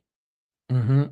And there's so many of those things. I mean, just the rules, like you're saying, like, you know, you're gonna get paid unless you die, you know, like just all those little things, caveats for them, just because they're elected officials. You're supposed to be there for the public. It's not. It shouldn't be this like cash cow of, you know, setting you up for life against what the American people get. I mean, it just makes no sense. But Well, one thing I learned during the 2016 election was that whenever you see the chambers like of some hearing or something like that and it's empty, the reason why is during that empty time those people are on the phones doing fundraising. yeah. You know, trying so to- a huge portion of time that they are in Washington, they're not actually working on issues for us. They're fundraising for the coffers. RNC and the DNC. Yeah, they need money in their coffers to, you know, start the next fight, prepare for the next fight, which is kind of ongoing all the time, anyways. But yeah, you got to keep the money flowing into the coffers, and so, and you can see the favoritism in who supports who, right? Because if you're a person that can bring in big donors, you're just going to get backing by all the other congressmen or senators on your side, because it's like, hey, this guy's good, he's bringing in the money, so we need to keep him around, right? But if you don't, good luck. I don't care if we never go to Mars. Yeah. If these people, if these tech bros are so hot about their AI and stuff like that, they could take their AI and send it to Mars. Yeah. I'm an advocate for sending robots to Mars. Send machines. Let's send all the machines to Mars. Do all the research. Do all the things. Yeah. Like, why would we need to send people yet, anyways, or at all at this point? Like, just if it's a one-way ticket, nobody's going to Mars and coming back right now. So it's like, yeah. Why should we put anybody through that? Like, look, we're going to be able to build machines. We can build machines that can do all the things we need to do to research and look at Mars. Like, so do that. Just do that. Like, there's no reason for anybody to go. If you do that, it's all for show. Well, part of the reason why they won't is because by the time any of the by the time the arrival on Mars occurs, all that technology is going to be insanely obsolete. Well, not totally, because it's like, it's not that long of a trip, like, but 5 years. Yeah, but I mean, that you were still we're building pretty amazing things now, you know, like, so, and if we're sending robots, who cares? Like, they'll just, you know, and we can also do a thing like where we have, you know, a constant flux of new stuff going up, right? So something gets there, it starts to do its thing, and before you know it, there's another thing there landing and bringing new stuff and doing its thing, and then there's another thing bringing new stuff and doing its thing. And If I they'd mean, use Linux, then they can use old hardware and it'll still be working. yeah, I mean I remember there was talk about like they're developing robots, like AI robots that can eat other robots and like make fuel out of those robots. Like 'cause the idea is if you're ever having warfare, warfare, yeah, warfare. I said warfare Or between between robots. If you could have like the robots that are winning eat the other robots and use what they're like consuming, like turning into fuel, then like think about what you can do, right? You just like smash through armies of robots and use those robots to fuel yourself even further. So I mean, that's pretty messed up. Trump war farts, exactly. I don't have a fart sound effect to drop. No. Do I not have one in there? They're No? all over your house. They're all over my place. Oh, bummer. Yeah. Well, toot There we toot go. works. That works. Yeah. Well, okay. ABHBT. Oh, hey, what's up, man? I guess that's it for me. That's all I got. Almost did 2 hours with like nobody here. We got 6 people here Yeah. right now. Well, they're all over, and that's the hard part about having the same audiences Mhm. is if somebody pops up randomly like Yeah, Sunvet likes yeah. to do.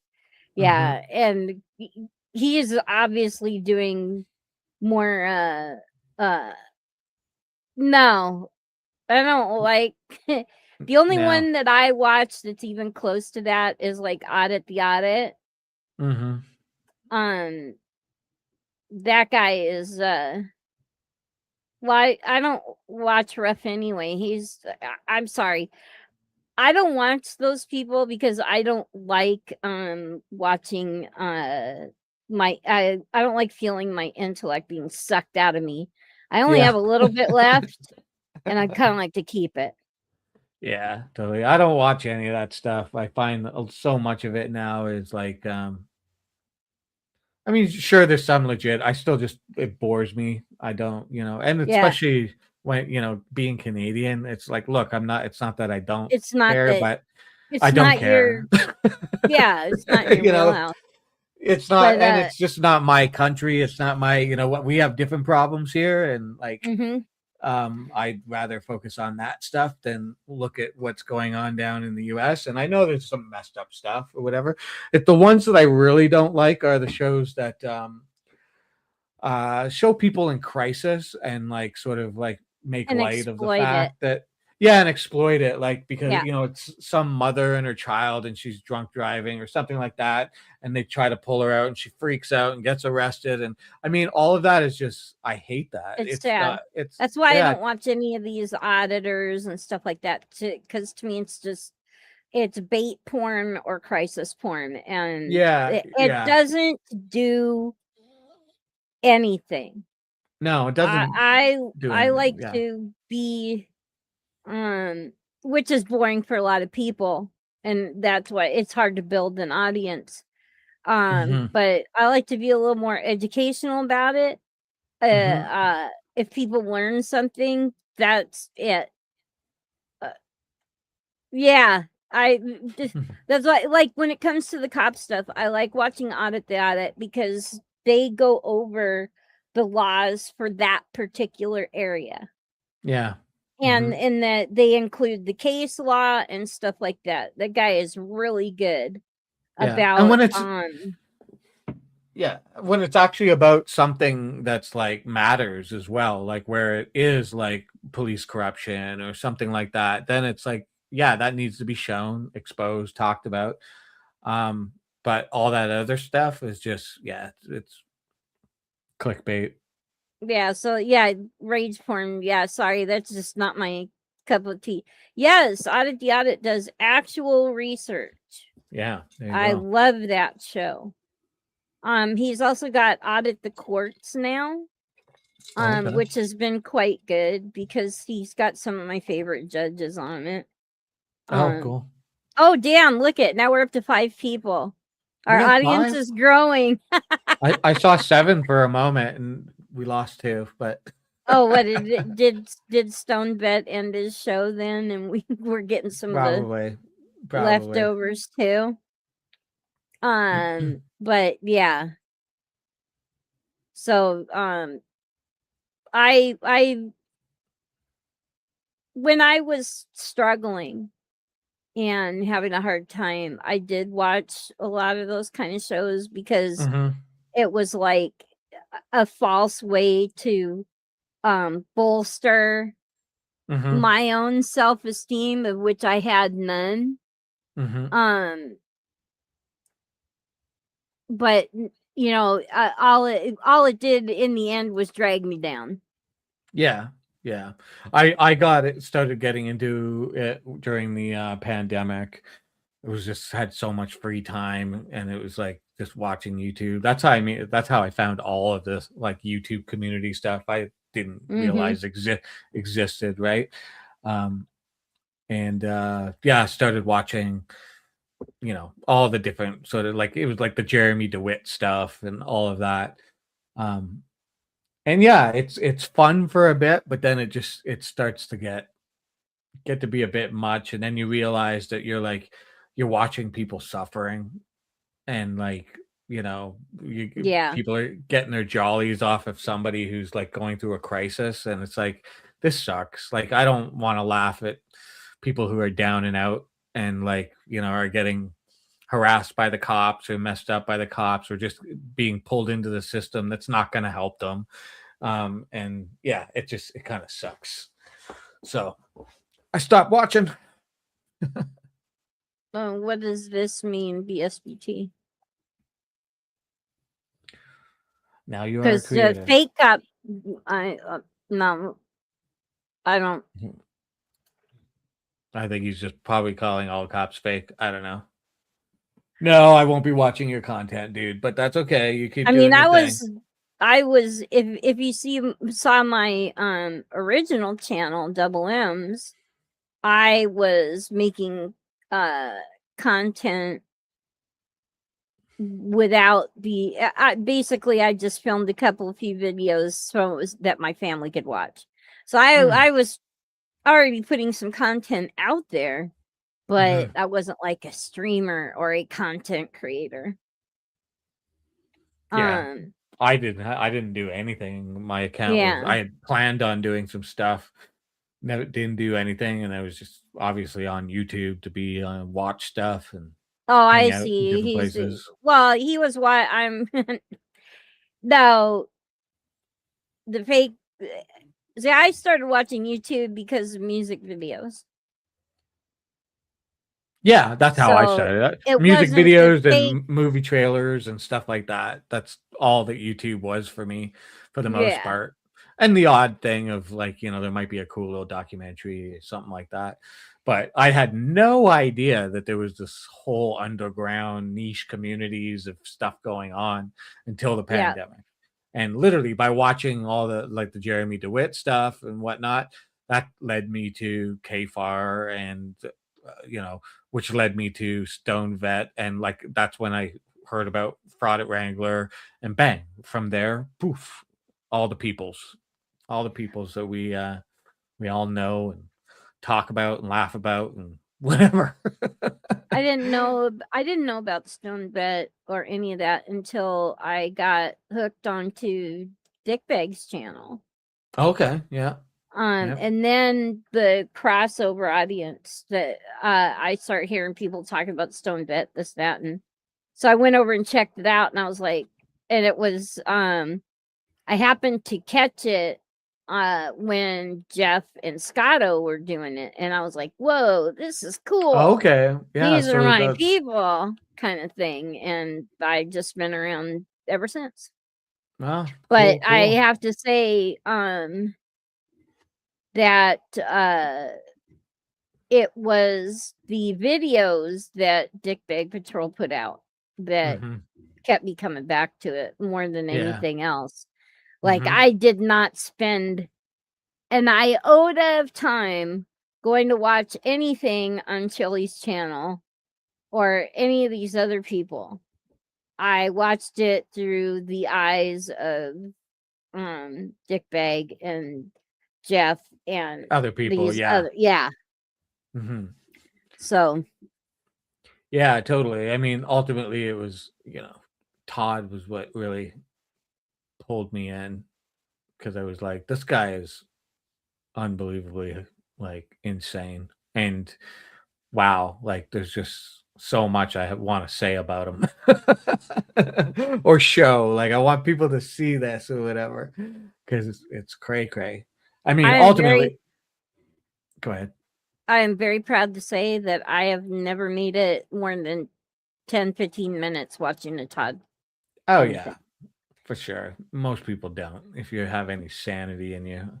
But I got a little bit of insanity in me, so I should do it and clip it. I'm good at like kind of blocking it out until I hear the thing. I'm like, oh, I need that. Oh, he just said that. Yep.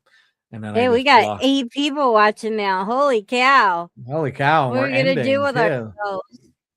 And we're on our way out here. Well, that was Well, pretty good. no. I had fun. I Yeah. didn't know you were gonna come up, but you did. And Yeah, I thought I'd surprise you. yeah, well, it made my job a little easier. Yep, and then I'm gonna do some dishes. I'm gonna make some beans and ham hocks while I watch Dude Dissidents. Oh wow, fun. That's my go-to after this show is over. Yeah, I'm gonna go get my bro fed and get some kind of slop done up for the wife and I, and enjoy the rest of the evening. It's like not Yeah.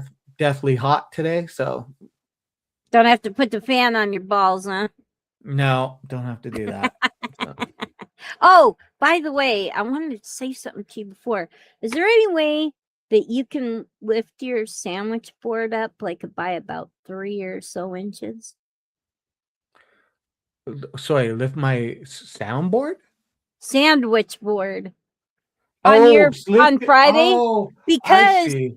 yeah, because when you have your name on the screen, it blocks the Oh, bottom of the sandwich board.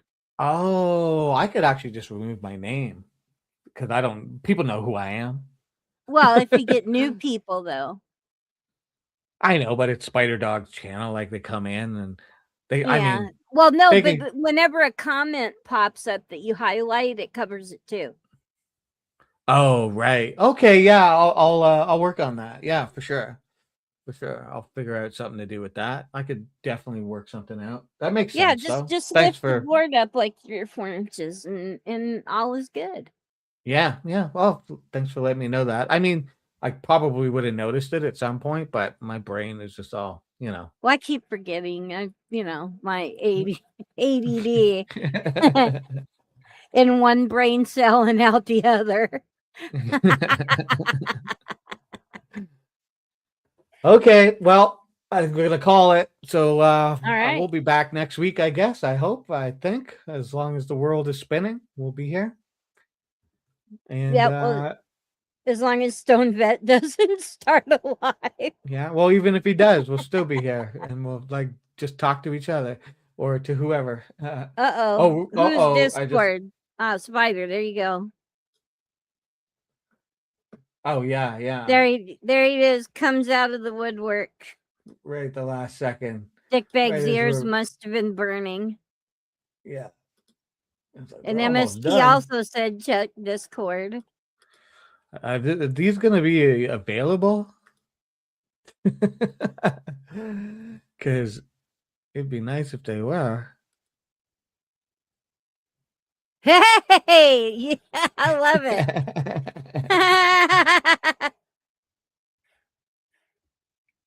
Unrelated skin condition. I do like it. It's very cool. I would yeah, I'd buy one. I'm still waiting for The the t-shirts. well, not just the t-shirts, but yeah, the hitman or janitor. Oh, your ears burning. Yeah, I need to just get. I need to get a regular dick bag shirt. Are those still for sale? I think I saw them on your page still.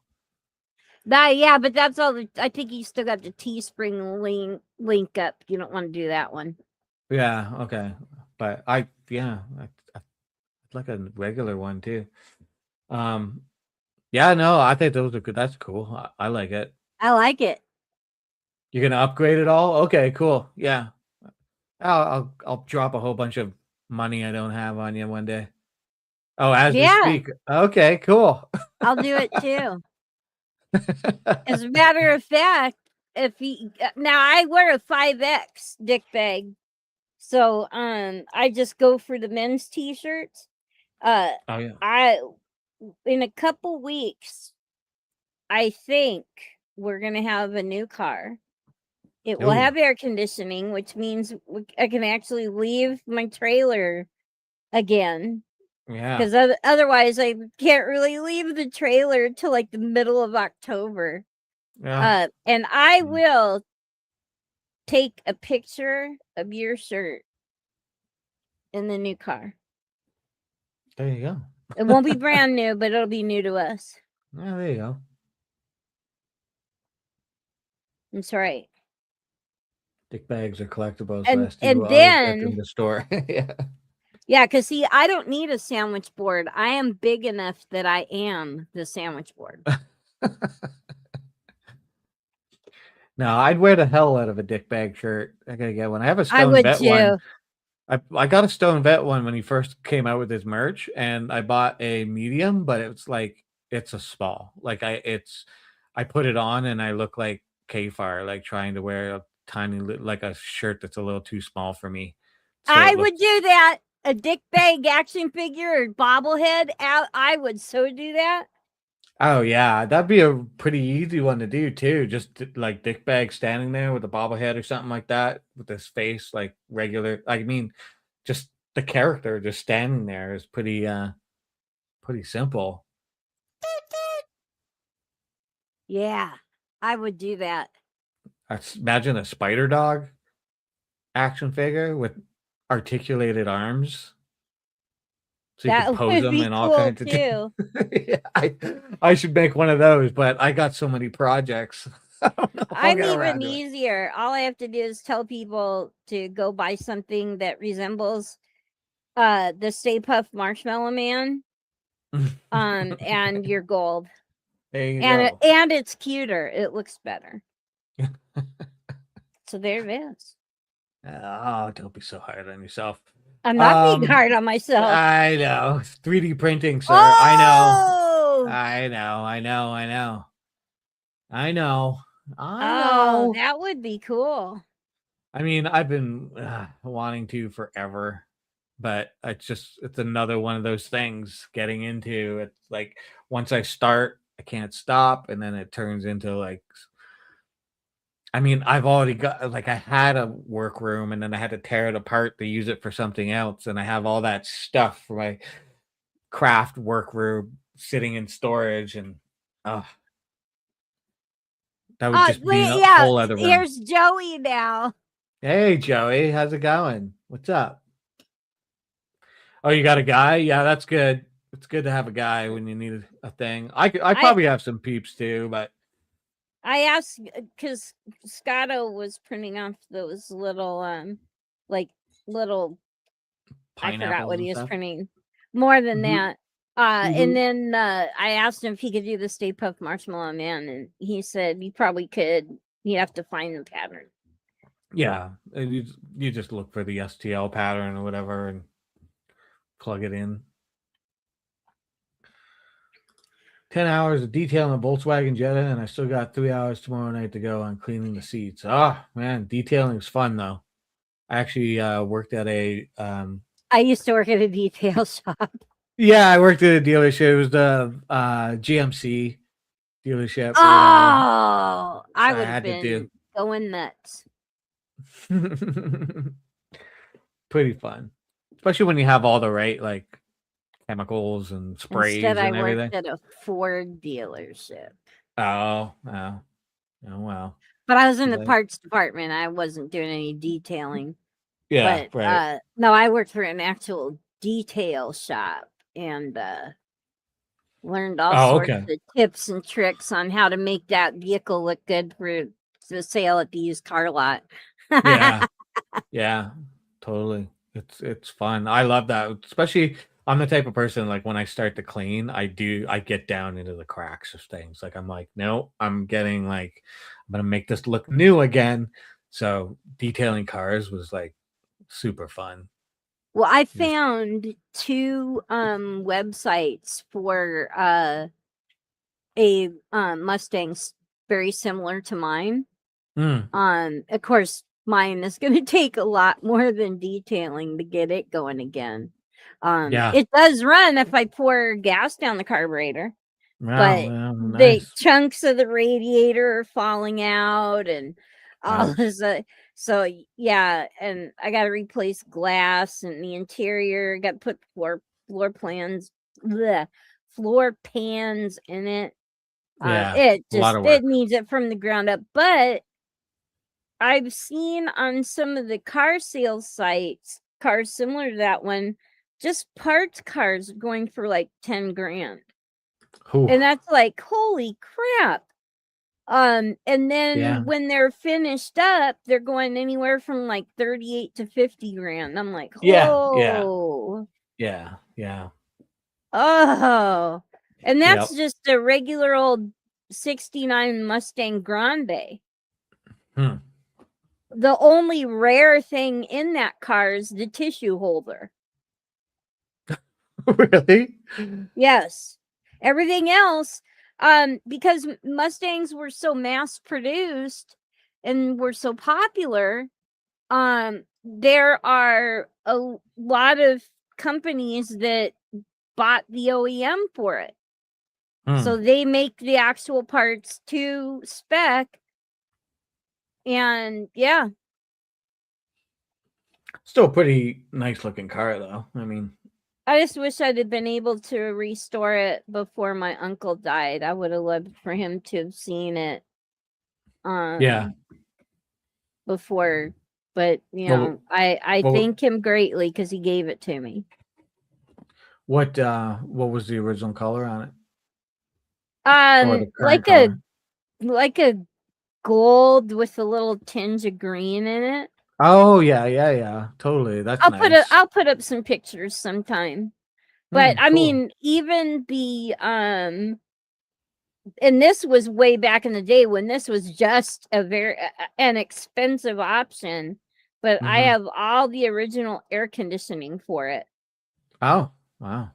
Yeah, that which of would have been course, you know, expensive. you can't use now because it's not R12 anymore. It's I think 124A or something on the refrigerant. I don't remember what it's called now, but you know, so I'd have to update those hoses and stuff like that, but they have kits to do that. So Yeah.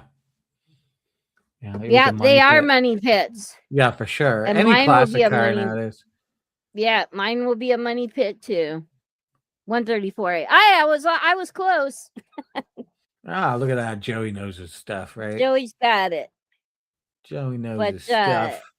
yeah, so but once I start working on that car, I will definitely be doing videos and stuff as I work on restore it, because it's gonna cost like 25,000 to restore that car. Wow. Fun though, but ooh.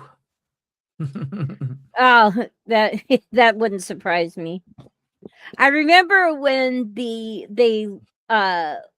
went from R12 and the next version, they didn't make the molecules of the what made the hoses small enough so the refrigerant was escaping through those holes. Oh, It's no like way. you would pressurize it and it would be okay. And then like 3 days later, hey, Kath, Hey, now Kath. everyone's showing up. Yeah. 3 days later, it had all gone out through the holes in the hoses. Oh, damn. Yeah.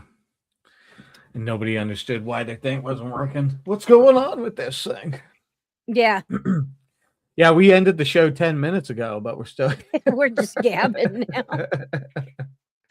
Yeah, Stone Vet got all our audience. All our peeps. That's okay. Reason why places like Laughlin and Prim closed. because Laughlin it- and Prim. I don't know what those are. Yeah, I don't know what that is either.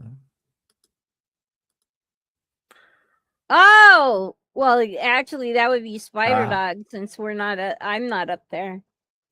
I don't have a passport. Yeah. And I'd since help you I'm- move, but I wouldn't be drinking the beer. I'd be drinking Yep. some water. And since I'm not enrolled down here, I can't use the J Treaty to go back and forth. Yeah.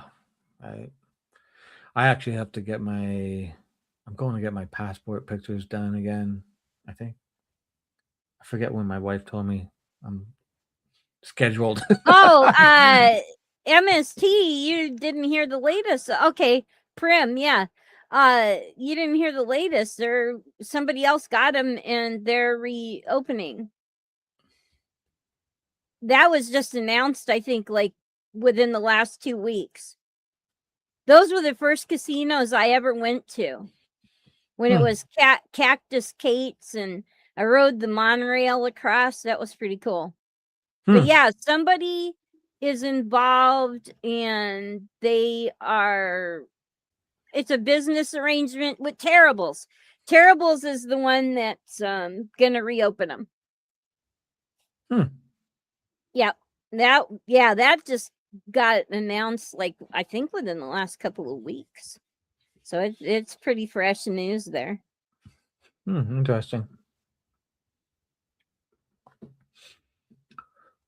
Don't know how long they'll be open, but the BSBT, you're just jealous. You're just jealous because he cock blocked you.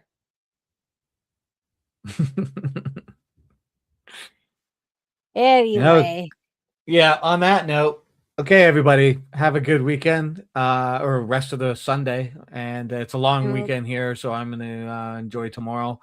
And catch you next week with a new video at the very least. Yeah, something like that. And take care. I'll leave you with this little saying again. It's at the beginning, and then I'll hit the button.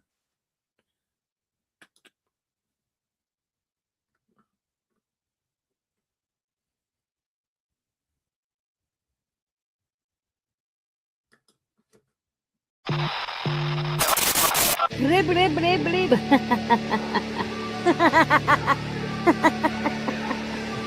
Talking about the current topic. As you can tell by this show, I'm not good at it.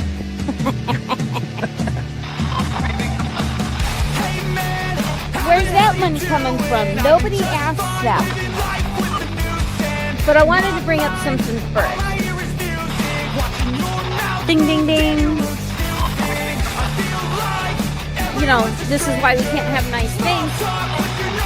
It's really important to know what's going on. I'll probably get in trouble for saying that. I am a believer of the Rebel Alliance. Here's another distraction for you. This is definitely a shit show. And it's a good question who's running. Okay, we're getting down to the nitty-gritty here. You want it all, but you can't have it. Yes! Wow! Look at that.